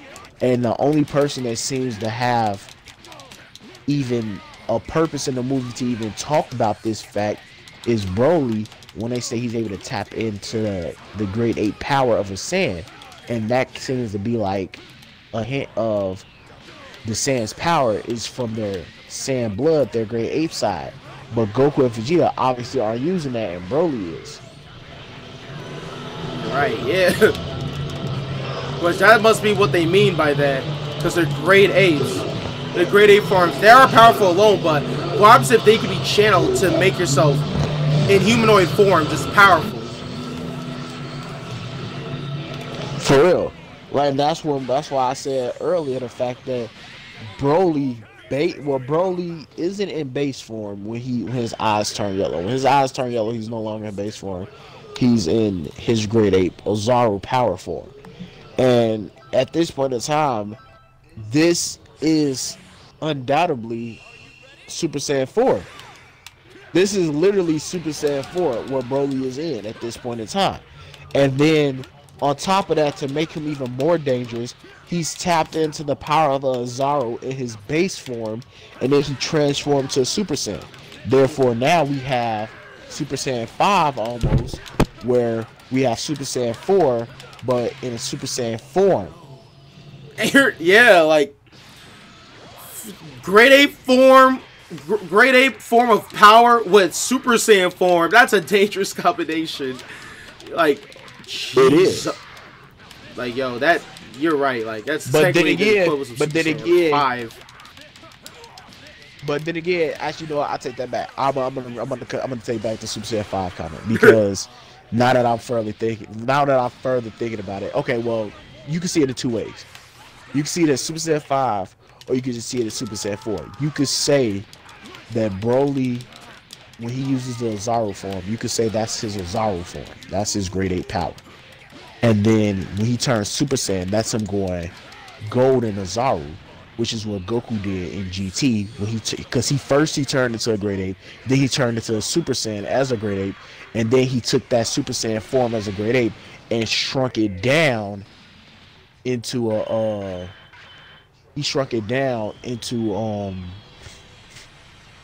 humanoid form. And that's what Broly did, and then he turned Super Saiyan.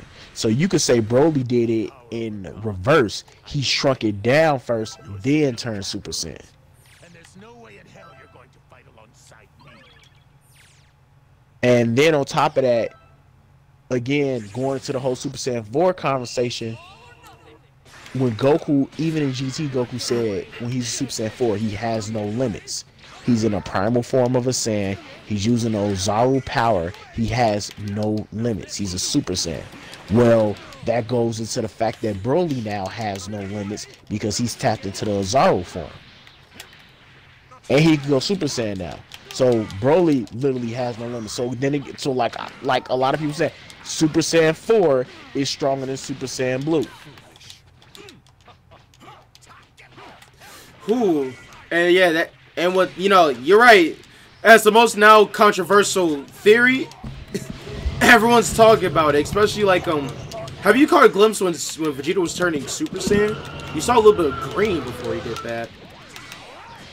Yeah, I saw that, and Vegeta wasn't the only one that did it either. Cause Goku didn't turn green, but Goku Ki turned green. Yeah, so that just makes you wonder. I was like, I think it's just, I don't know if it's just the Goku Ki turned green when he was going Super Saiyan Blue.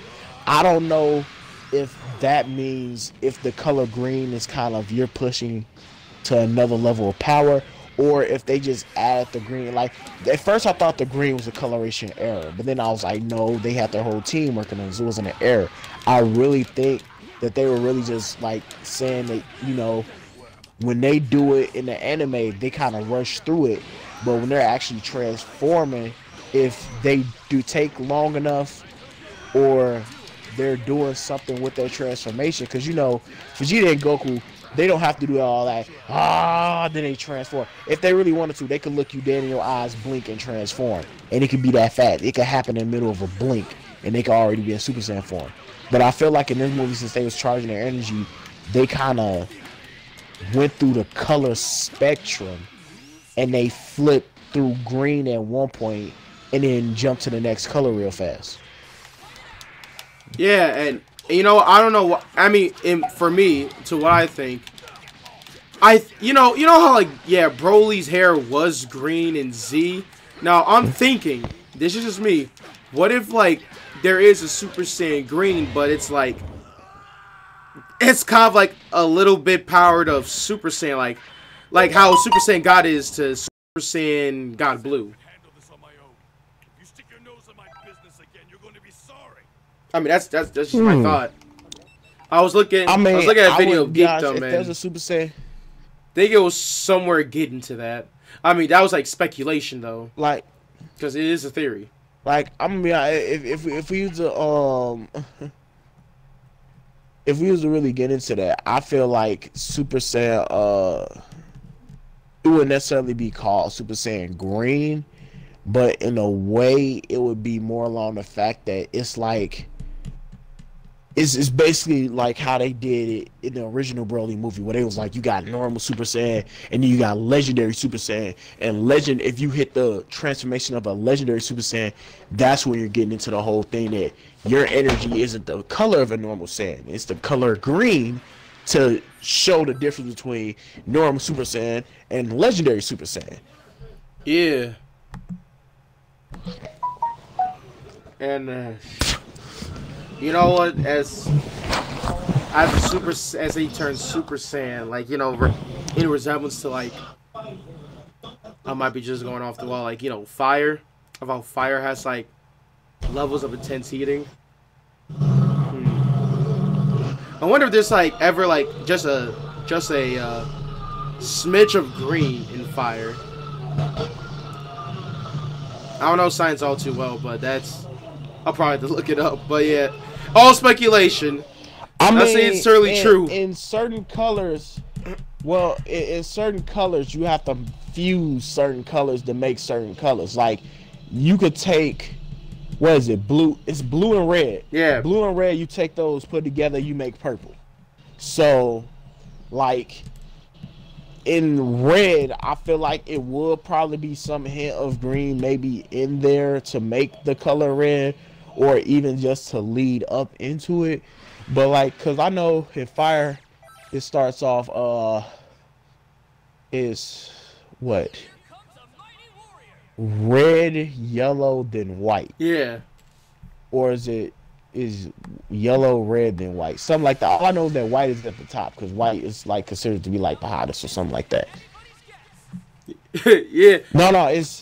Blue is somewhere in there. Oh shoot, Valden, what's up, man? Yo, welcome to the stream. How you been, man? Yo, I can't wait to see you when I come back on campus tomorrow. Well, I'm coming back tomorrow, just to let you know. But yeah, we saw the Broly movie. I bet you saw it, and Broly confirmed stronger than Jiren.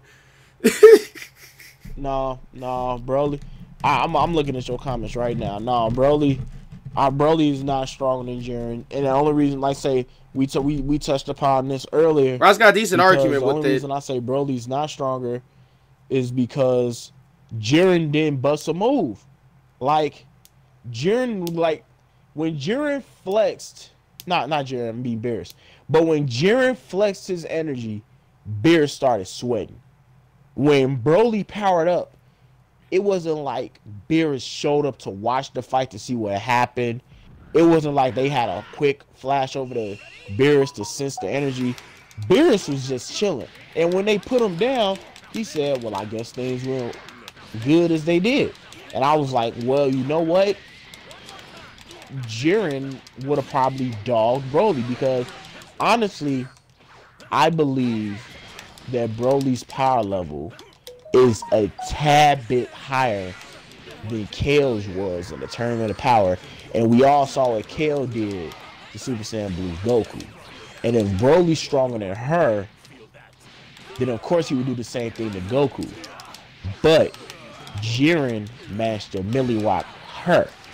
So I would put, be honest with you, I would put Kale, Broly, Jiren, Ultra Instinct Goku. And between Broly and Jiren would be Beerus. And you know, just at least for me, like. But if we put Super Saiyan Blue in there, Super Saiyan Blue Goku would be behind Kale, at least for right now. And I say at least for me, like, do have to agree with Rod's statement, since like there was a theory about how who was stronger, Zamasu? How is Zamasu could have been stronger than Jiren when Zamasu became the whole world, and Beerus didn't really fret that Zamasu was a problem, at least for him. But yeah, like as Rod said, when Jiren flexed is when Beerus was sweating. Now, and I know this too, that Goku said he thinks that Broly is stronger than Beerus. But only because, like, Goku's only seen Beerus, like, or fought with him by only just a small percent of power. Well, 70% of power. And I don't know if he could read the scale when he Hakai'd Zamasu. So, I mean, for me, I'm still like, like, maybe they're both tied in a way, Jiren and Broly, at least for me. Yeah, because even Goku didn't said it himself, and Goku and Vegeta didn't said it himself. They're not completely able to detect God Ki completely, and he's never seen Beerus at 100%.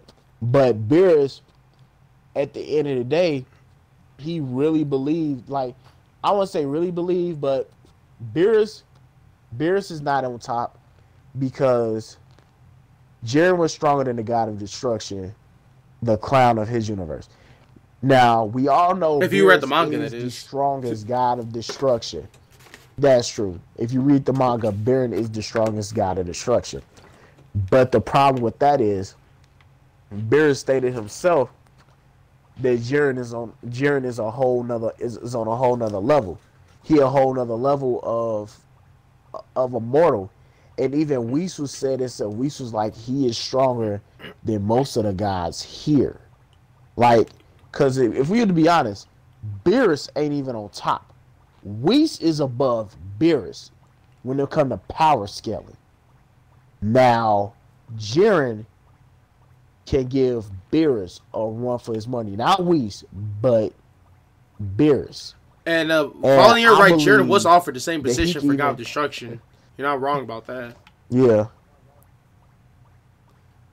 Jiren, he's right. Valden is right. Jiren was offered the same position as God of Destruction. He was offered the position, and he declined it because that's not what he about. That's not his lifestyle. No, like, he's a hero, but in his own rights at that time when he needed to use strength for justice and maybe one day revenge his family and master that was killed by this evildoer, which, I mean, who knows? Like, maybe this evildoer is the guy in the new Dragon Ball Super manga that Goku and Vegeta are facing, but who knows?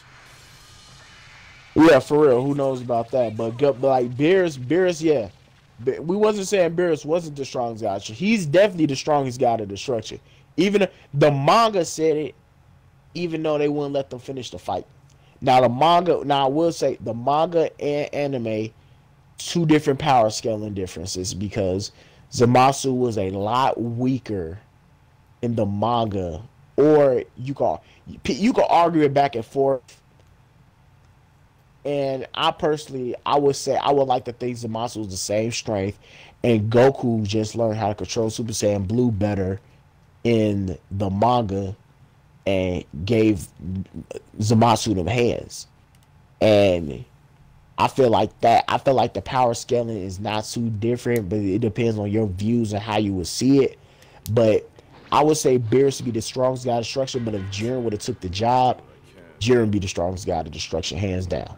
Because Jiren was just He was that powerful. Like, for one, his power was able to shake the world of Void by itself. That's an entire Fourth dimension power world.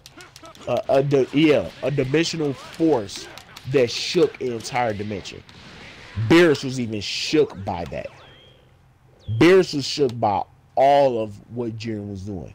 And when Goku turned Ultra Instinct, Jiren started sweating. And then when Goku first went Ultra Instinct and dropped out of it, Beerus was relieved that, you know, Whis said, you know, maybe it was just a freak accident, one-time thing. And Beerus did show a sign of relief. He did the whole phew thing and sat down, put his ears down, and he was good. But if Goku learns how to control Ultra Instinct to a full capital T, nobody's going to stop him unless you're Angel.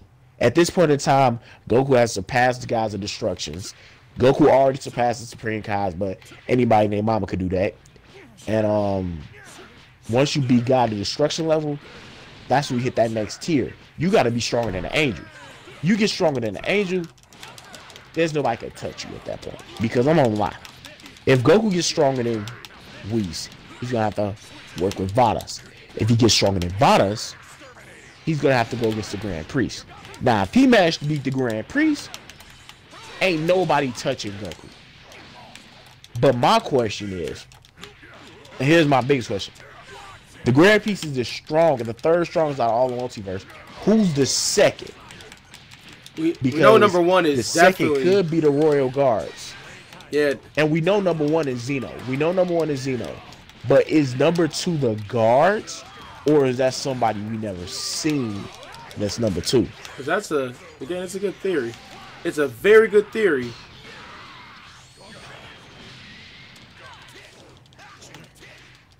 But like, Beerus, honestly, Beerus was sweating because, first of all, yeah, Beerus did say he was like, this one mortal is producing all of this energy. But the thing was, when Goku went Ultra Instinct the first time against Jiren, Beerus started sweating because he knew what the power of Ultra Instinct is and was. Jiren stayed on par with an incomplete Ultra Instinct. Then when Ultra Instinct got mastered, Jiren couldn't... The thing was, when Ultra Instinct got mastered, Jiren couldn't keep up with the speed of Ultra Instinct. I won't even say the power necessary. The Goku was stronger than Jiren, but he wasn't like dominating. I'm talking about like beating the hell out this boy. Goku had stupid speed on him because he didn't have to think anymore. He could worry about all he had to worry about was his power. He didn't have to think anymore. His speed was on beyond God level speed.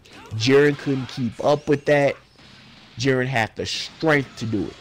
I feel if Jiren, let's say if we were to do a percentage right now, I would say Goku is at 100%. Jiren is at like a good maybe 85, 80% of Ultra Instinct's full power. And Beerus was sweating off of Ultra Instinct. If that's the case, Jiren in a hand-to-hand fight with Beerus about to lose this fight. Because at this point in time, Jiren and Beerus are on equal grounds when it comes to speed. They both ain't using Ultra Instinct. So somebody ain't going home conscious tonight. And for me, I'll just say this, that I feel like for me, like, maybe Jiren and Broly could be equal. They could be. Because, like, in a way, too, we gotta remember, Goku and Vegeta got a huge upgrade after the Tournament of Power. So, yeah, that's true. Which, I'll have to wait for someone that's really smart, knowing how to measure power scales, to see, like, yo, yeah, how strong would Broly be? Is Broly with Jiren?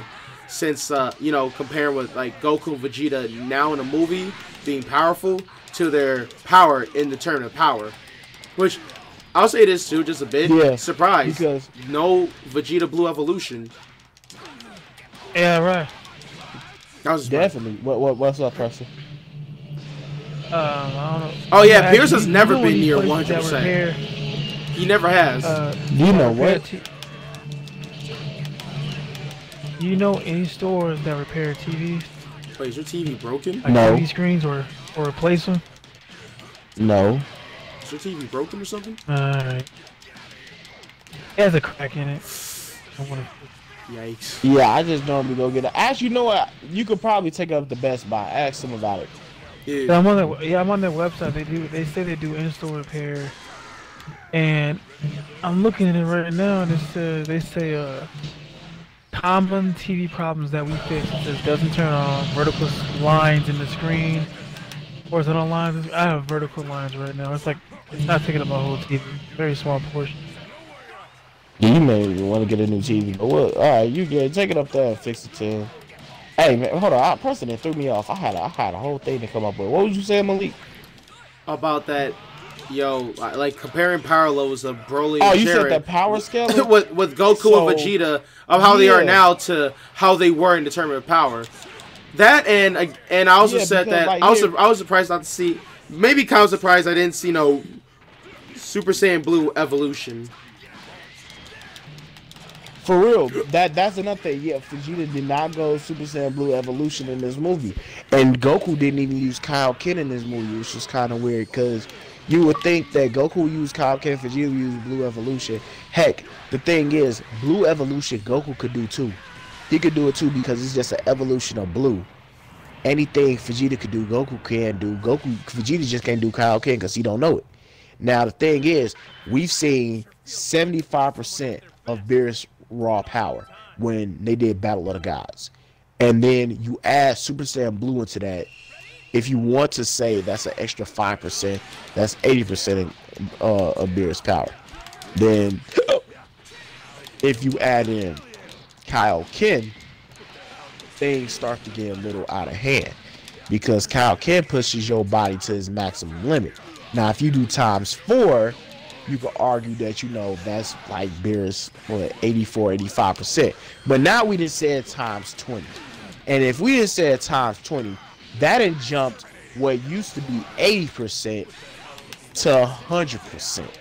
So now we talking Goku and Beerus are they're at the same power level. Now, if we want to go into the fact that Vegeta managed to keep up with Super Saiyan Blue Kaioken ×20 Goku in Ascended Blue form, then we'll also talk about Vegeta is at 100% of Beerus power, which then comes back to the fact that Beerus has now become irrelevant to the story, which would be sad if this was true, because if we used to do it by Dragon Ball Z actual standards, considering Goku and Vegeta got stumped by a being that generated dimensional levels of power, and Goku on top of that shattered his limits, went into Ultra Instinct Master form, then got his body almost ripped to shreds by the feedback of that power. If we used to go back off of Battle of the Gods, Goku body has now just adapted to the power of Ultra Instinct and is now capable of processing and holding this said power, which in turn would make Goku and Vegeta 10 times more powerful than Beerus at this point because of the Zenkai boost.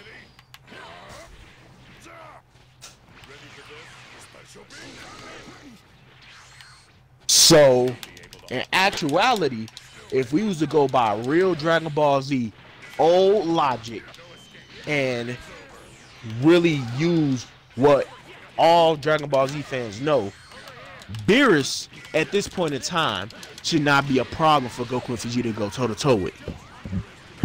Yeah, it's like we said, power if they is fuse, and even we said himself one point in the show of Super, if y'all fuse, y'all might stand a chance.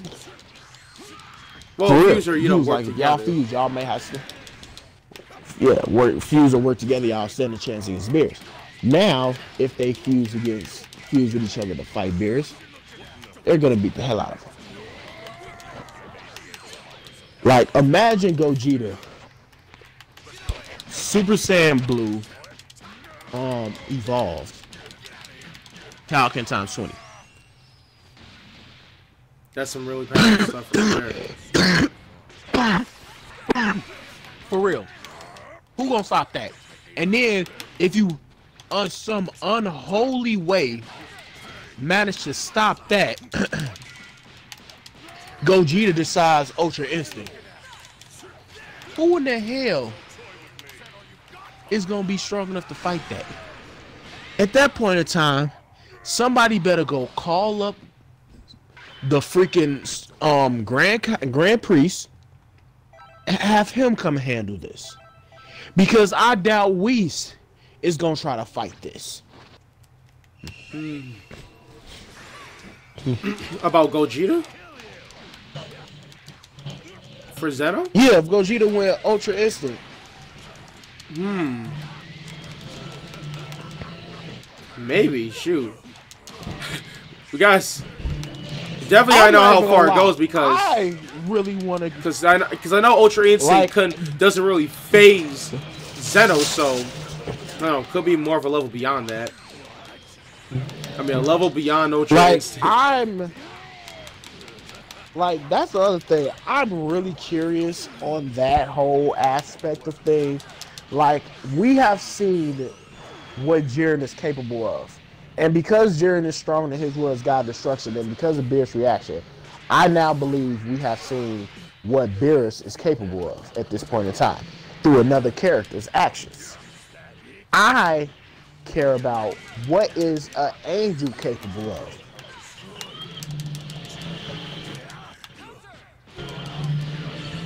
Y'all be training these fools. What are y'all capable of? What's Whis? When he was, well, quote unquote fighting Broly, he was like, what's he? Too slow. Toasty. Yeah, because that was pretty funny. But with a too slow, weave game too strong. You're not ready, you mortal. He's not ready yet. You thought you were about this life. You're not ready yet. Oh, but I did like, though, at the end, the Dragon Balls were wished to save Broly. Shine just gets the gun, tells him, how do I use these Dragon Balls? All you gotta do is just make a wish now. Really? Wow, it's not that complicated? That's dumb. She said, tell us how to use them. You basically just wish for what you asked for. Like, that was funny. I did like that part. Probably no 2 wishes though, or or another one. You know what's funny? You would think that Bulma, with all her money, would have made a satellite that detects when shit just randomly enters Earth's atmosphere from another fucking galaxy. I mean, actually, just imagine that. But then people could be freaking out and be like, there is life on space, and they're trying to kill us. Not even. She could make a satellite that only she has access to. And whenever something enters Earth's orbit, you just pick it up and tell Goku or Vegeta, hey, somebody from outer space coming to the planet. I mean, that's true. Because, like Frieza said earlier, I keep saying she sometimes. He said low power people, so their energy will go under the radar since they have basically none. And Goku and Vegeta wouldn't pick it up, or nobody else wouldn't pick it up. Well, due to that, you need to have another way security system to pick that crap up, because this is not the only time this has happened. This has happened on multiple occasions.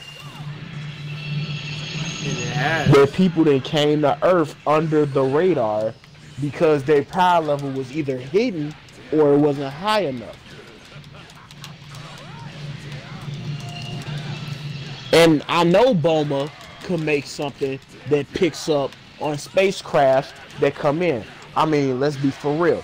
You got a galactic patroller as a teammate. I'm sure they have tech that picks up on spaceships entering Galactic HQ space area, and they're to detect that crap. Then on top of that, they have on like a yearly thing of spacecraft landing on Earth. Goku and Vegeta kill the people that landed on Earth, and they ship is just left there. Take the parts from the ship.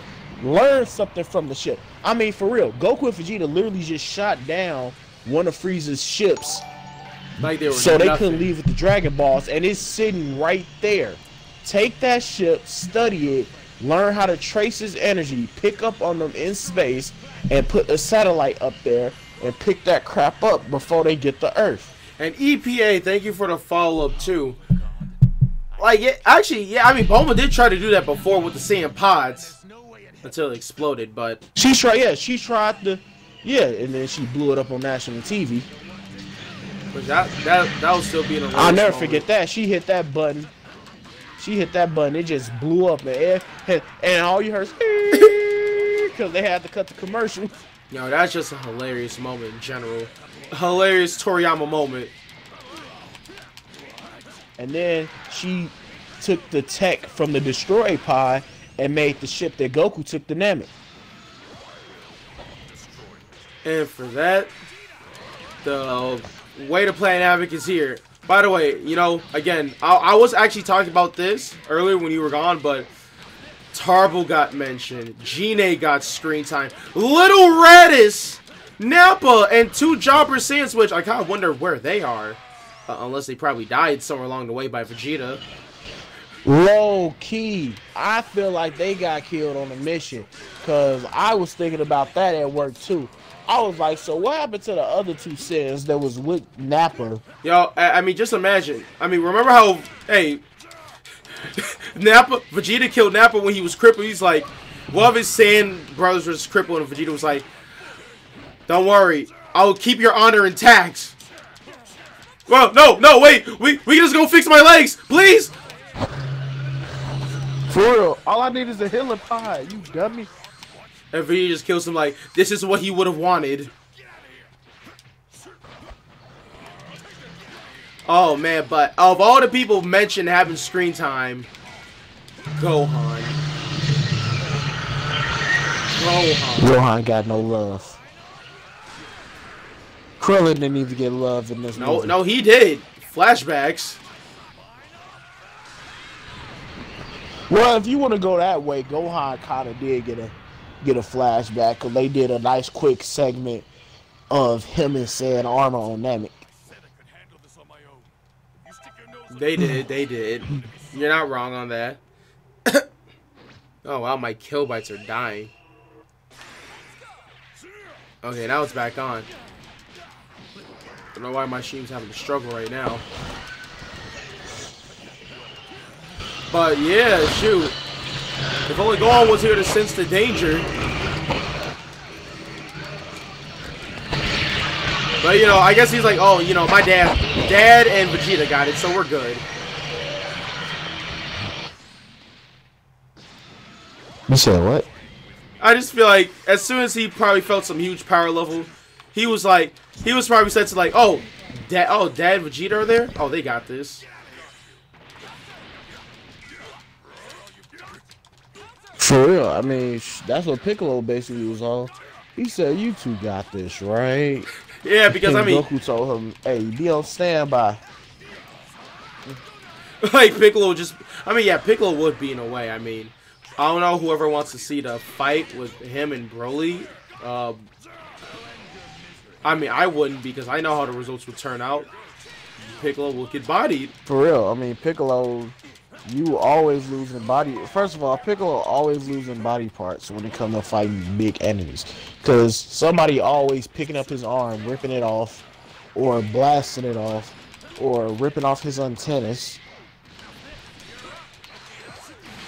Like, Piccolo stay losing body parts. Man, and you know what? I did like at the end that now that Shine and the old man are like, they're wanted people. They just live it up on their own with Broly on the bug planet. Well, I mean, until, you know, Goku teleports to them and was like, yo, guys, what's up? And I did like that. I like that Gogeta, when Broly got teleported. Yeah, he was so happy, like, okay, that's good. I didn't need to kill him. So let me get this straight. For real. And Frieza was about to shoot them all. He did.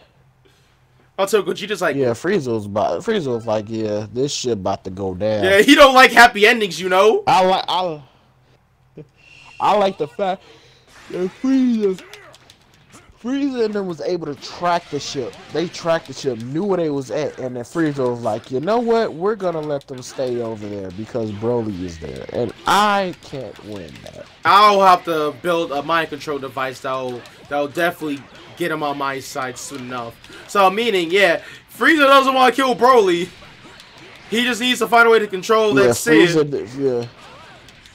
Frieza really wants Broly to be working for him because Frieza fears that if Broly doesn't work for him, Broly is the biggest threat to him in the universe. Then, you know, then Goku, Vegeta. Other Saiyans. Like, to be honest with you, well, Frieza probably kicking. Yeah, Frieza probably kicking himself in the butt because every time he lets a Saiyan live, they become a threat to his life. Yeah, Frieza should stop letting it being happy. For real, Frieza, every time Frieza needs to realize, every time you let a Saiyan live, they become a threat to your existence. You let Broly and his father live. Now, because of that, you have a Saiyan that's stronger than Goku running around this universe. Well, not running around, staying. To be honest with you, I honestly feel like Broly really should have been brought back to Earth because there's no point in them living on that planet. I feel bad for them because I'm like, first of all, actually, they're mostly gonna leave sooner or later because they do have like enough fuel to get out. They do. They can leave. Now the problem is, where will they go if they leave? Oh, yeah, where will they go? And then on top of that, will Goku be able to pick up on his energy when they leave? Because what if they're in a bad situation? They ship gone. They ain't got no other way to get a ship. Their only option is Goku to pick up on the energy, teleport to them, and bring them back to Earth. Because it'd have made more sense for Broly. First of all, Broly living on that planet is, I feel, is petty. Like, while that planet is home to him, it's not okay because, first of all, there's better food in this world, in this universe. There's water, fresh water on Earth he could drink. And then on top of that, all the Saiyans are on Earth. It just made sense. I mean, in Chine's words, she did say in a way, like, they're still kind of enemies because they don't really trust Goku and Vegeta. Since they just really know them as the people that are beating up on poor Broly. True enough, while Broly was fighting them, but you know, they're not friends. But you know, I would have just, you know, been like, look, y'all can come back to the planet with me. Y'all ain't gotta be out here because if y'all get attacked by Frieza, there's no one out here that can help you all unless we know about it. I mean, I think like Goku's not worried about them with that. I mean, you know, with Broly. I mean, you know, knowing how Goku's happy cheery, but I think he's kind of putting his trust that yeah, they're gonna be fine. I mean, yeah, I believe I don't put it past him. And you know, it's like Goku says, as long as they're not too far away, that he can't sense their energies and come visit them anytime and train. I mean, oh my gosh, like think about it now. Goku has like now two students now. It was his son. It was you know, I guess Goten, you know, probably after Kid Buu and whatnot. Oh yeah, and Kid Trunks. Oh yeah, Goten and Trunks from the Majin Saga TGM Fusion. Now he's got Broly, whenever they meet, and maybe just maybe Caulifla and Kale. You know, if they ever visit. Which, hey, if anyone wants to see Dragon Ball Heroes as a headcanon, since it doesn't really belong anywhere at all, you can. Because it's complete fan service that means nothing to the serious plot. It is. It ain't nothing but fan service, and we love it. We love every second of it, every minute of it, every nut of it. For me, I'm like, it's just good fun. I don't think it's the best, but I can appreciate it. Which I gotta say, Right now, Hit currently. just, it's like ever since he just fought Jiren, he's just getting no love left and right. He is not. I like how in Dragon Ball Heroes they brought back Zamasu and they having a whole war on Universe 6. And Hit and them were called in because the Tuffles showed up who happened to have the same power as Baby did in GT. Yeah, you're not wrong on that. I did like Khalifa and Kale's, especially Kale's personality. Like, she got way confident than last time. I'm like, I'm loving the new Kale. Yeah, she definitely has a lot more personality to her now. I just like how Kaba just gets introduced to Vegeta like, this is my son, Trunks. Oh, what if he just thinks? Just like, what? I wonder if he just thinks like, wait, how long were we gone? He grew up. For real, like, bro. Because I don't think he'll understand the time travel. This entire time. I don't think he'll understand the time travel, but yeah. I think he would. He'd just be more confused on all the fact that, like, y'all time travel over there. I mean, and, oh yeah, and we can't forget that and Golden Cooler, but now he's just somewhere. Just somewhere. I can't wait to see how they go with it because, yeah, Jiren's gonna make an appearance in Heroes, so Jiren, Hit, and Goku are probably all three of them gonna work together in Heroes as what every fan fiction person wants. And, okay, I'll put it as shamelessly as I'll say it too, what I want too. Kill me. But yeah. Valden, you're right. The Vegeta Broly fight was super cold. I loved it. Super Saiyan God and everything. We discussed about that a lot. It was good. They need to stick with something like that. I assume everyone enjoyed the Broly movie, but the animation, I don't know whatever reason I didn't like it. Oh, shit, you didn't like the animation? Huh. I mean, like, I guess it... Who didn't like the animation? I guess, you know, it just depends on different tastes. Right? Who didn't like the animation? Hold up. I'm jumping in the comments. Right? It's just opinions, man. Never! That opinion just caused a war. What do you think? Millions have died. What do you think who's coming next? With Jiren and fighters? I'm gonna have to say it's either gonna be Kefla or Topo, or maybe somehow UI Ultra Instinct Goku. That's what I have to think. They like the animation. I need those in fighters. 1v1. Holy crap! I mean, I'll be okay with 1v1 actually. I'm on Xbox One though, by the way. I mean, I have the PS4 version, but I'm playing on Xbox One right now. Only because I gotta talk to my friends through the stream to have this Dragon Ball discussion.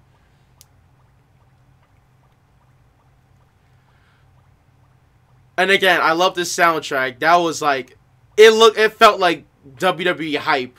When you hear, like, when Broly and Goku are fighting, and Gogeta and Broly, you hear those chants like, go Broly, go Broly, go Broly, go Broly, go, Kakarot!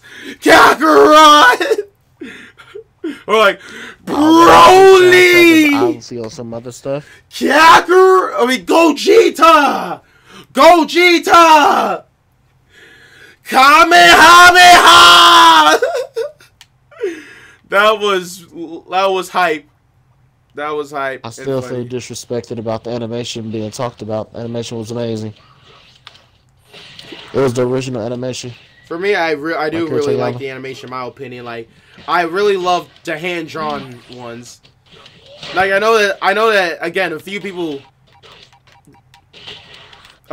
did have problems with the animation because, like, they didn't look I guess traditionally right in a way, like Goku looking maybe a bit slimmer. I wouldn't even say traditional. I would say they didn't look like what's mainstream like now. Yeah, because Akira Toriyama, his drawing is not always what we watch on freaking the TV show. Yeah, like yeah, and like the current guy that's been animating on Super in this movie that he was going to use his animation drawing in this movie.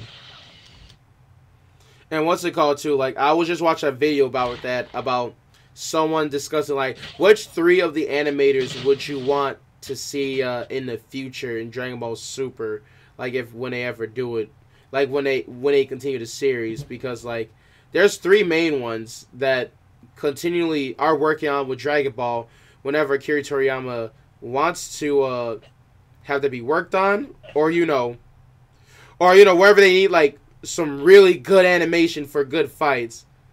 If I can just find it. Okay, there it is. Yeah, there's a video by Blackscape. Really good YouTuber to watch for like analyzing Dragon Ball discussions and whatnot. Like, would you rather have Shintani? Because Shintani would be the guy that animated the whole Dragon Ball Broly movie. Yamamuro, who has been the guy that's animated Dragon Ball Z back in the day, but was the main guy drawing Dragon Ball Super, in which most of his animation is the one where it just didn't look good in digital animation most of the time. And then you have Takahashi, which was the guy that animated the best fights in Dragon Ball Super, like Vegeta versus Jiren, UI Goku versus Jiren, Zamasu and Goku Black versus Trunks and Goku. Like those animation fights that look like they're on a very high budget. And for me, I feel, you know what? I would actually like Shintani to definitely further animate Dragon Ball Super. I like how they did with the movie, and I wouldn't mind if they did that. And I wouldn't mind if it took them a lot of time to do it, because I never would like some great animation and just, I guess now Yamamuro's animation. His animation was great in Z back in the day, but it's possible for people to dwindle their art skills time over time once you get to that age. I mean, Akira Toriyama, he's still decently at drawing, but he mostly, like, at this point draws designs and whatnot. Which I think, I mean, if I'm wrong, just tell me right now. Again, I'm not super expert at this, but I know Akira Toriyama has a lot of people that now, that draw his work. He'll give them the designs, the concepts, and they're the ones that have to execute the drawings and movements of the characters. In which, that's something we didn't actually discuss, Rod and Preston. I actually really loved how they did the animation movements of the characters. They felt alive moving rather than like they're just talking. It felt a lot more realistic and alive. But they said Akira Toriyama and them made that public when they talked about doing Super. Well, actually not even Super. They talked about making that public back when they did Battle of the Gods, when they said instead of doing the whole Dragon Ball tradition where you saw them fighting but you couldn't track their movements more or less, and you couldn't necessarily see all the punches and movements they were making. They wanted to make it feel more lively, and they wanted you to actually see the real life martial arts that goes into what they draw and what they're making, the storyline of it. And they were like, look, we're gonna start doing this. And they had made that promise in Battle of the Gods, and they've kept it ever since, and they've done nothing but get it better. Because when they did Goku versus Jiren, that was the most Dragon Ball Z-like fighting we've ever seen, combined with the new art style they wanted to start working on and the new visuals they want to start working on. And in this movie, it was just perfected. Like, there was not a single defect in this entire movie. Like, hands down, this is one of those rare anime movies where you're not gonna pause the movie on an awkward moment and catch like the weirdest looking animation scene. Yeah. Like the weirdest thing you would ever catch in this movie will possibly that pose Vegeta took, which was completely on purpose. Which was completely on purpose. Akira Toriyama comedy. It was for comedy. It was comedy meme. It was comedy made, and it had a purpose. It was Vegeta telling Goku, you know, I'm not gonna do a dance that had me looking like this at the end of the day. Nah, he wasn't trying to go. Vegeta rather lets everyone die than do the dances, but as always, Goku just guilt trip him. Is like, you really mean that, Vegeta? Really? Your daughter? You like, your think wife? about your wife and kids. Yeah, think about your wife and your Bola. But screw Trunks. Swear. He didn't mention Trunks at all. He just said Bulma and Bola. Piccolo's just thinking like, for real. Trunks. Bulma and Bola. What about your Trunks? What is with you and your male children? They just. Bola, it was like, what about Trunks? Bulma and Bola. What Trunks? I don't remember no other child him having. Okay, bro, you just go headbutt me like that? Let's go. Hey, let's go, big boy. boy. Are you playing? I'm playing Xenoverse. Oh, okay. I jumped on, and the first thing I did was play as Broly, and I jumped Frieza. I'm telling you, me and Frieza got beef because I want to go, cause like again, we gonna go to this topic. The soundtrack for this movie was too clean. It made you really feel for the movie. It made you feel like you were actually there. Because I'm not even gonna sit here and say that I don't feel some type of way about Frieza blowing up Planet Namek all over again, because I do. Like, that scene was extremely emotional. It's literally called Bardock's Farewell or something like that, and it's like really touching because I've been hearing that same soundtrack in my head all day, and I get mad every time I hear it because it was. Going into the movie, you know Planet Namek is gonna get destroyed. You know how all this is gonna go down, but it's the way they reintroduced it and played it out that was just like, man, I really connected with how they all died and feel some type of way. Plus, if anyone noticed that too, when Bardock was fighting, Frieza or trying to stop him, he actually had some Saiyans with him. He had some Saiyans help him fight. That speech did work. That's canon. That's yeah, canon. Part of where Bardock's trying to know. I want to know. Make an uprising, but I want to know how he did it though. That's what I want to know too. Everybody's but you know what? I'm not even gonna wonder how he did it because I believe the way it went down was the way we was shown Bardock when he came into the movie and landed on Planet Vegeta. Everybody knew him and was saying, hi, Bardock. They all acknowledged Bardock. That Bardock has some high role there. He has some high role there, and everybody respected him and knew him. It is coming from a lower class. That made sense. And like, I actually do like this. Yeah. Like, if you think about it, yeah. Broly is the, like Khalifa in a way, when I say this, a prodigy that was just born to be great. Vegeta, born to be a prince, to have greatness ruled for him. And then you have Goku, just a low-class Saiyan that had to work his way to be really strong. Which, yeah, Vegeta started to follow that footsteps too. I just like that. And again, Broly, for me, in that movie, he was the main character of that movie. It's his movie. He was basically technically the first person to see. And believe it or not, yo, as much as, we all see Goku and Vegeta as the heroes in most of their time, yo, even for that, they felt like villains. I mean, not really like all evil villains, but like, Man, Frieza was not even a villain in the movie. Like, he just felt like the supporting person. Like, because he wasn't even trying to make conflict. I feel like the right word isn't villain. Is necessarily like they were more in the they were more, I wouldn't even say in the wrong, but they kind of could have been, they could have left Frieza alone.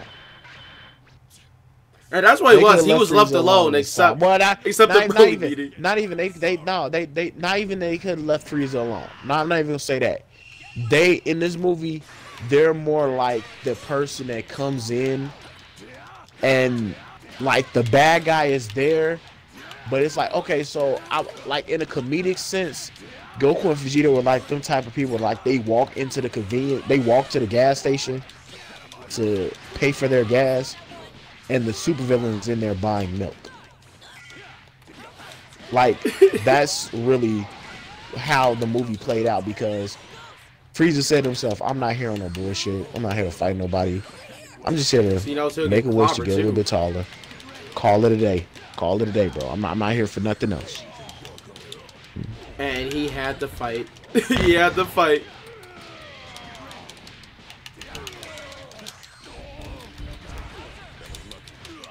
For real, Frieza was like, I'm not here to fight. I'm here for a normal day on the street. And I'm here to have fun like the rest of you. By killing all of you. Live my life. Especially slaughtering that filthy monkey. Frieza said, he was like, look, I was planning on coming to Earth some other time on Bull. But today is not one of them days. Frieza literally only cared about strengthening up his army. That's all he's been caring about. Because the Frieza Force has been dropped. You know, I gotta say this too. Like, at first I thought I was gonna like Paragus in this and feel bad for him, but then I just started like, wow, Paragus? I mean, I'll say this. He wasn't the best guy and the best father. But, man, I was like, man, Paragus, you gotta drop this revenge stuff, or else you're just getting killed. And he gets killed by trying to go along with revenge. And by the way, guys, I'll say this too. Frieza is the best actor in that entire movie. And I'm not even saying like the voice actor. Well, talk about like how they gave Frieza a character that acts. Which I'm pretty sure Chris Aries had so much fun. Which yes, the guy that voices Frieza most of the time, and he had to step back because he had cancer that was messing up his throat. He came back to do the movie as soon as he felt better. You talking about the voice actor that did Goku? No, the Frieza. Because I think somewhere in 2000, I don't know if it was 15 or 14 or maybe 16, he had this cancer that he couldn't really do his voice well. And so, if you heard Frieza's voice in like maybe either, I don't know, maybe recent Xenoverse 2, or, well, the most important thing, Fighters and whatnot, that was a different voice actor for Frieza. Oh, that wasn't Chris Aries. They sound really similar. Like, that's like an understudy, basically, but yeah. He was just gone for a while, but he got better and came back to do the movie.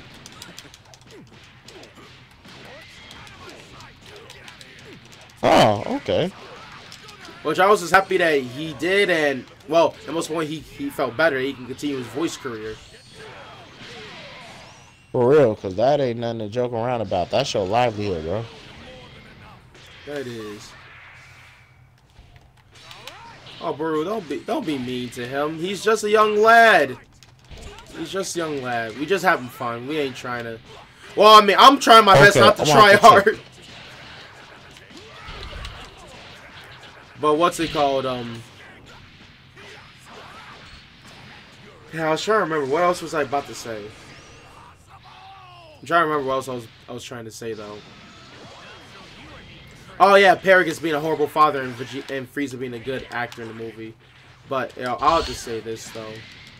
So satisfying getting Frieza getting the snot kicked out of him.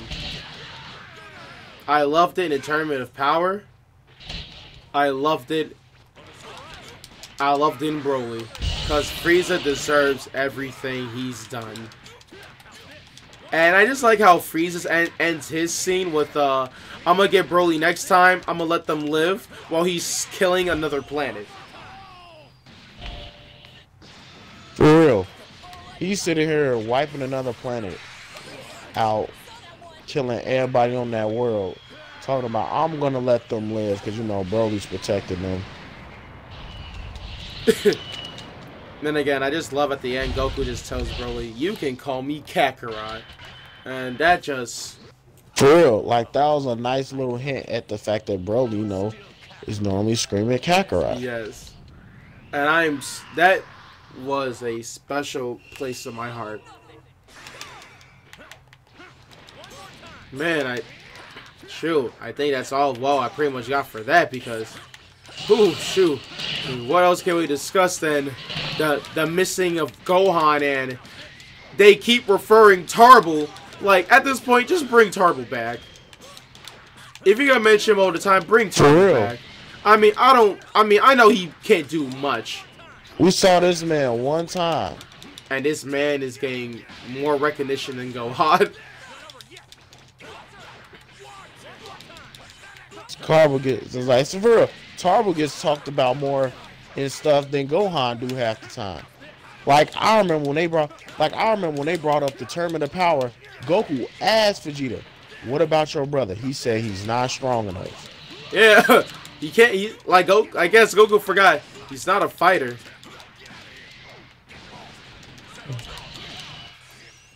Ooh, the kill bites are going low for a sec. But yeah, though, like, Tarble's not a fighter. He is not. Oh man, but yo, best movie ever. Guys, I recommend. Hurry up before you guys still have a chance to go watch it in theaters. It's so good. I'm so glad I gave them my money. That was worth to spend money.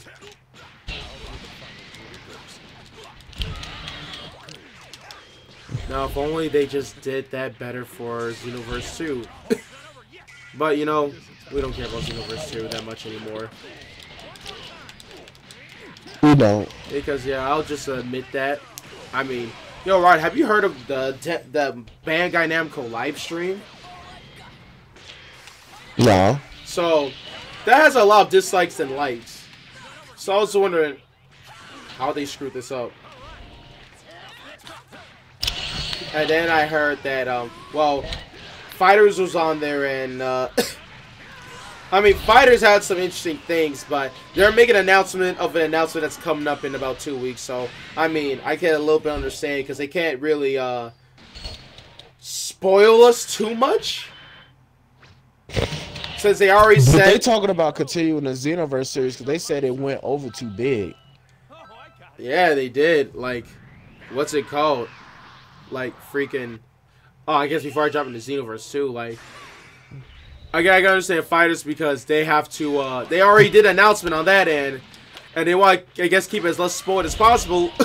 But then again, the V-Scans just showed up recently, so... Yeah, Jiren's confirmed to be coming. Genos? No, Jiren. I'm about to say, Jiren, not the One Punch Man character. For real, that's why I was like, Malik, you do want to say, you said a One Punch Man. Which I can't wait for that show to come out, which that's coming in April. And that's funny. You wanna know why that's funny? Because April's a joke month. Saitama is a joke, but super powerful. A joke character that's really strong, and that's the perfect month for season 2 to come out.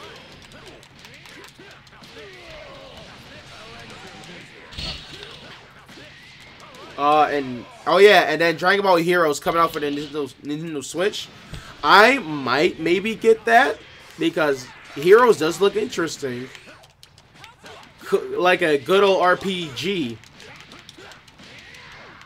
Now, Xenoverse 2. Where do I begin? Wow, I just got killed by Broly. I don't even know where to begin with this game. First off, they announced the same stuff over again about, oh yes, we know the problems.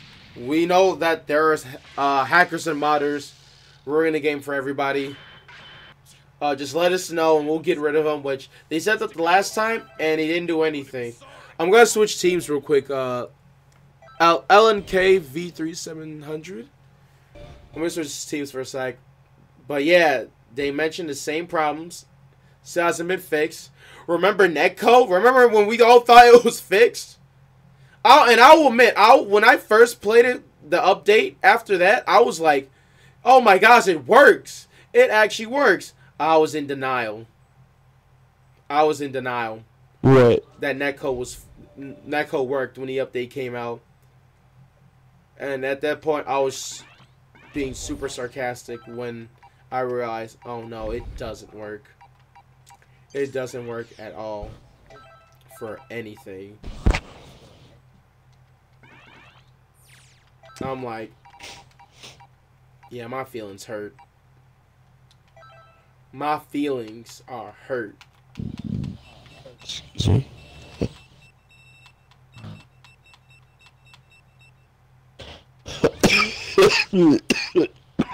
Rod, please don't die. Then I died on the mic. It's all you hear is flat line. You like, damn, he really died. Choo-choo!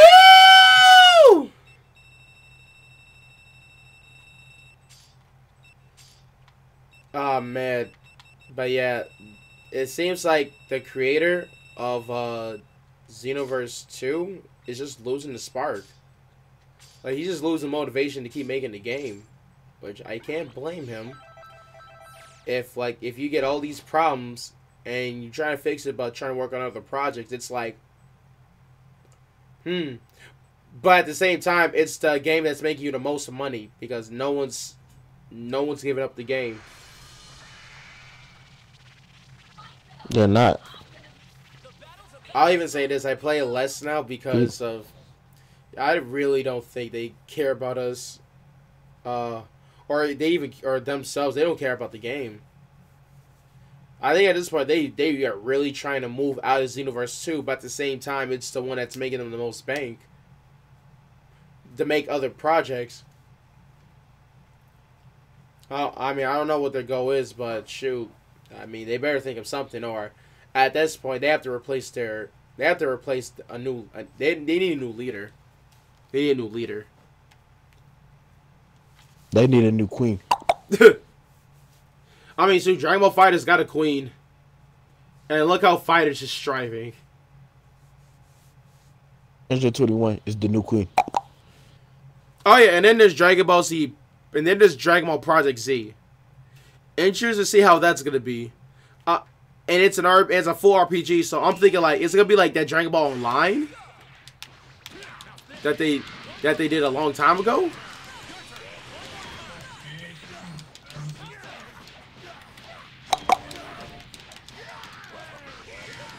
Do you know the way? Do you know the way? I don't know how I hit that. Do you know the way?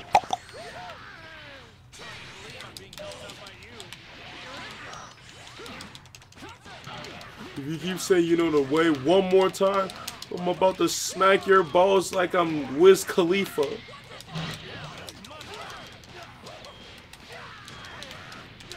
Whoa, why is my playing with my fusion base form?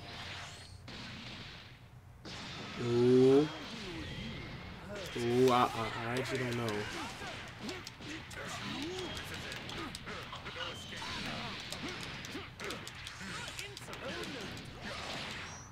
For all my 16 people out there, I have forgot how to play 16 just a bit.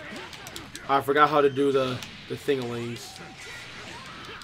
The dunkles. You said what? I forgot how to do the dunks. I forgot how to do the dunk combo. I thought you said you forgot how to play with your dingling. My dingling. Oh, never mind. I got it now. That didn't take long. There we go. For creation comes destruction, head ass boy. Oh, dang. I didn't touch you enough.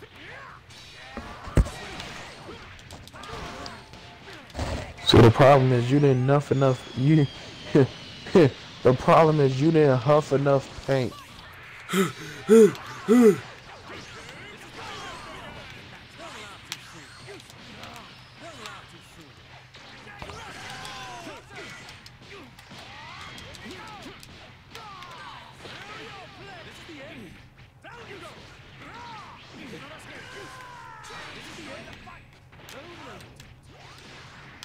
Oh shoot it! Oh shoot it hit!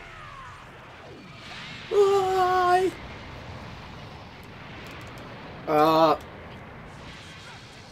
My show, man. This has been like a 2-hour, 35-minute stream. I'm running out of things to discuss now. We discussed basically what we all think about the movie and had our theories in the stream. The movie gave me PTSD because Broly over here dropping people like Loki. I mean, like the Hulk did Loki. And that's what you did to me that one Xenoverse match. Oh, yeah. Rod hated me. Oh, yeah. My man Rod hated me so much because when he saw the Broly slam, he just looked at me and then after the movie, he's like, I hate you. I'm like, yeah, I deserve that. I'll never forget that. When I had that, bro, I was like, yabba dabba doo! Oh, yeah. Broly is now on steroids. I guess this else will be the last one. This last one will be the one where I end the stream from there. Because I'm starting to run out of things to discuss, and I do got to finish something kind of important. No, very important. Which my mom is just kind of just frustrated that I'm not finishing it fast. Which is a scholarship, by the way, which I'm halfway done with it. But she wanted me to be done with it faster. Which I got about basically the end of January. I think you talking about your scholarship to finish. I gotta do my mom sent me a scholarship, so I'm almost halfway done though.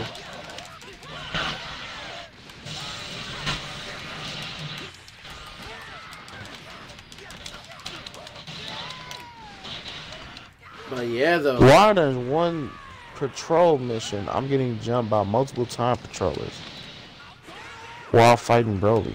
Oh, it didn't count? It didn't count. The Sparky negated the level 3. You'll learn something new every day, folks. That was actually awesome, man. Oh, nice. Wait, who's fighting Broly? I mean, I had Broly on Fighters, but that was Z Broly. I feel like Bardock's the one fighting him right now.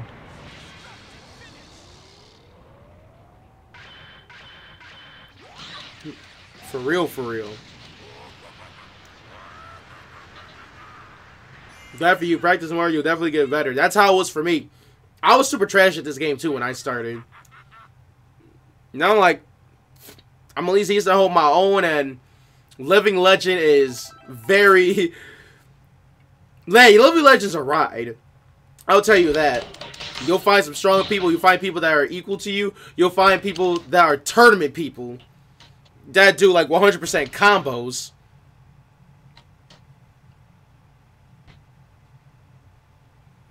So, definitely, GG's, man. Hey, yo, thank you for playing, too. And come back for those hands. GG's, though, man. I dropped a sub, too. I'm barely seeing rank. Oh, don't worry, Dan. Hey, if you just got this game recently, or, like, you know, I'll say this. Definitely play with people that can beat you a lot, because you'll definitely, and rewatch the matches, because you'll definitely learn and see what you're doing wrong, what they're doing right, or what could you connect the combo with that you didn't think was possible.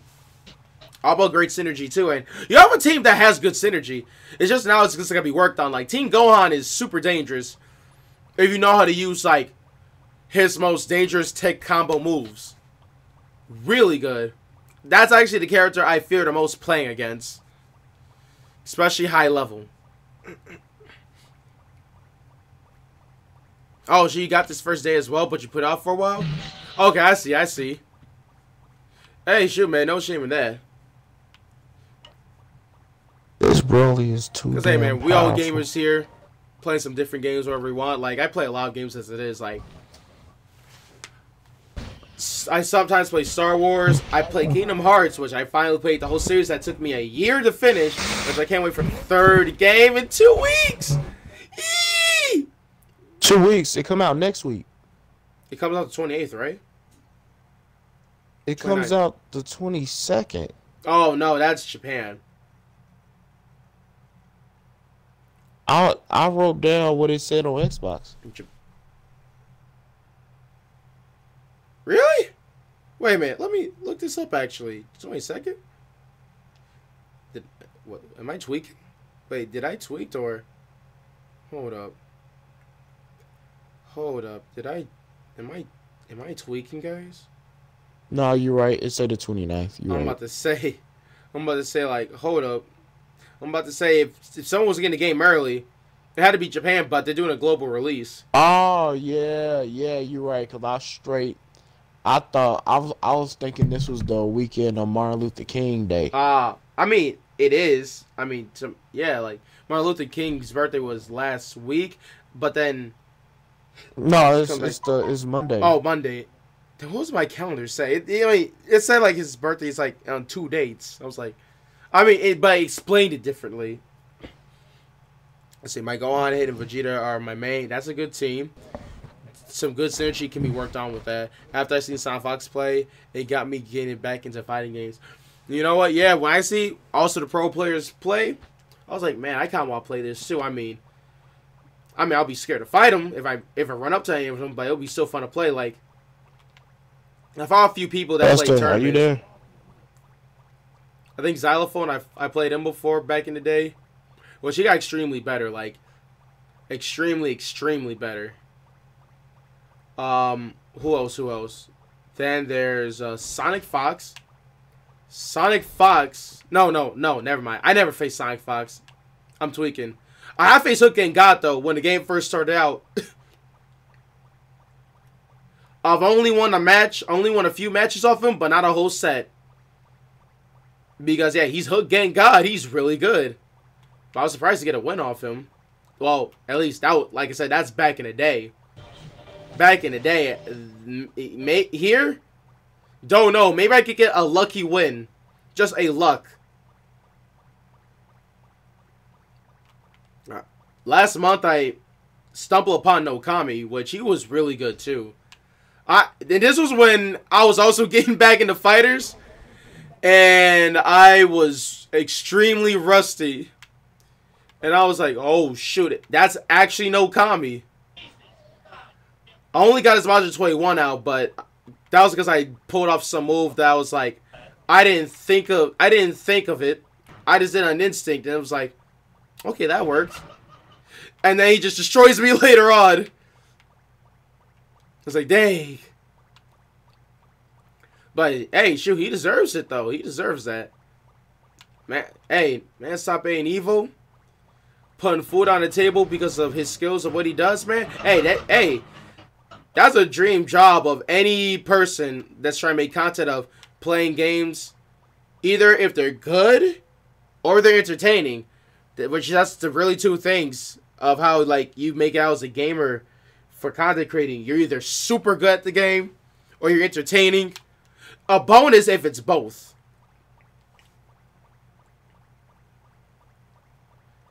But yeah, though. Well, yeah, I say like players or content creators like them just all of us hope. Like we just gotta grind, have fun, connect with the audiences, and shoot, man, just always be real. Be real too. But man, it's my reflexes and learning not to panic. Oh, definitely, I had that problem. I mean, I still have a few of those problems too. I mean, that'll always be a thing, but it's how you just balance that out is a thing. But yeah, guys, thank you for joining the stream for today. Definitely, you have a good night. L and K, thank you for hearing two men talk. Maybe a third, but I don't know what my friend Preston's doing. And we hope to see you guys all next time. Maybe I might play Jump Force in the morning since I leave at night to go back on campus. But yeah. It's gonna be a good it's gonna be a good beginning of the year. I'll say that for gaming wise. Hopefully I can do well in my spring semester like it did in fall. And I keep up on my workout too. I don't want to be completely like Gohan, focusing on studies the most, but then loosen the stuff to work out too. Gotta keep the guns. Oh, you know, something like that. I'm just being, you know, Goofy's my personality. So you'll see. So those I knew, you'll see some goofy and maybe weird stuff of me. Just let you know that. Just a warning if you're not like, oh man, who is this weirdo that's just weird. That's just me. But I still love you all though either way. So this unknown figure 126 Freak League, Molly Jenkins. Go watch the Broly movie! Alright, peace.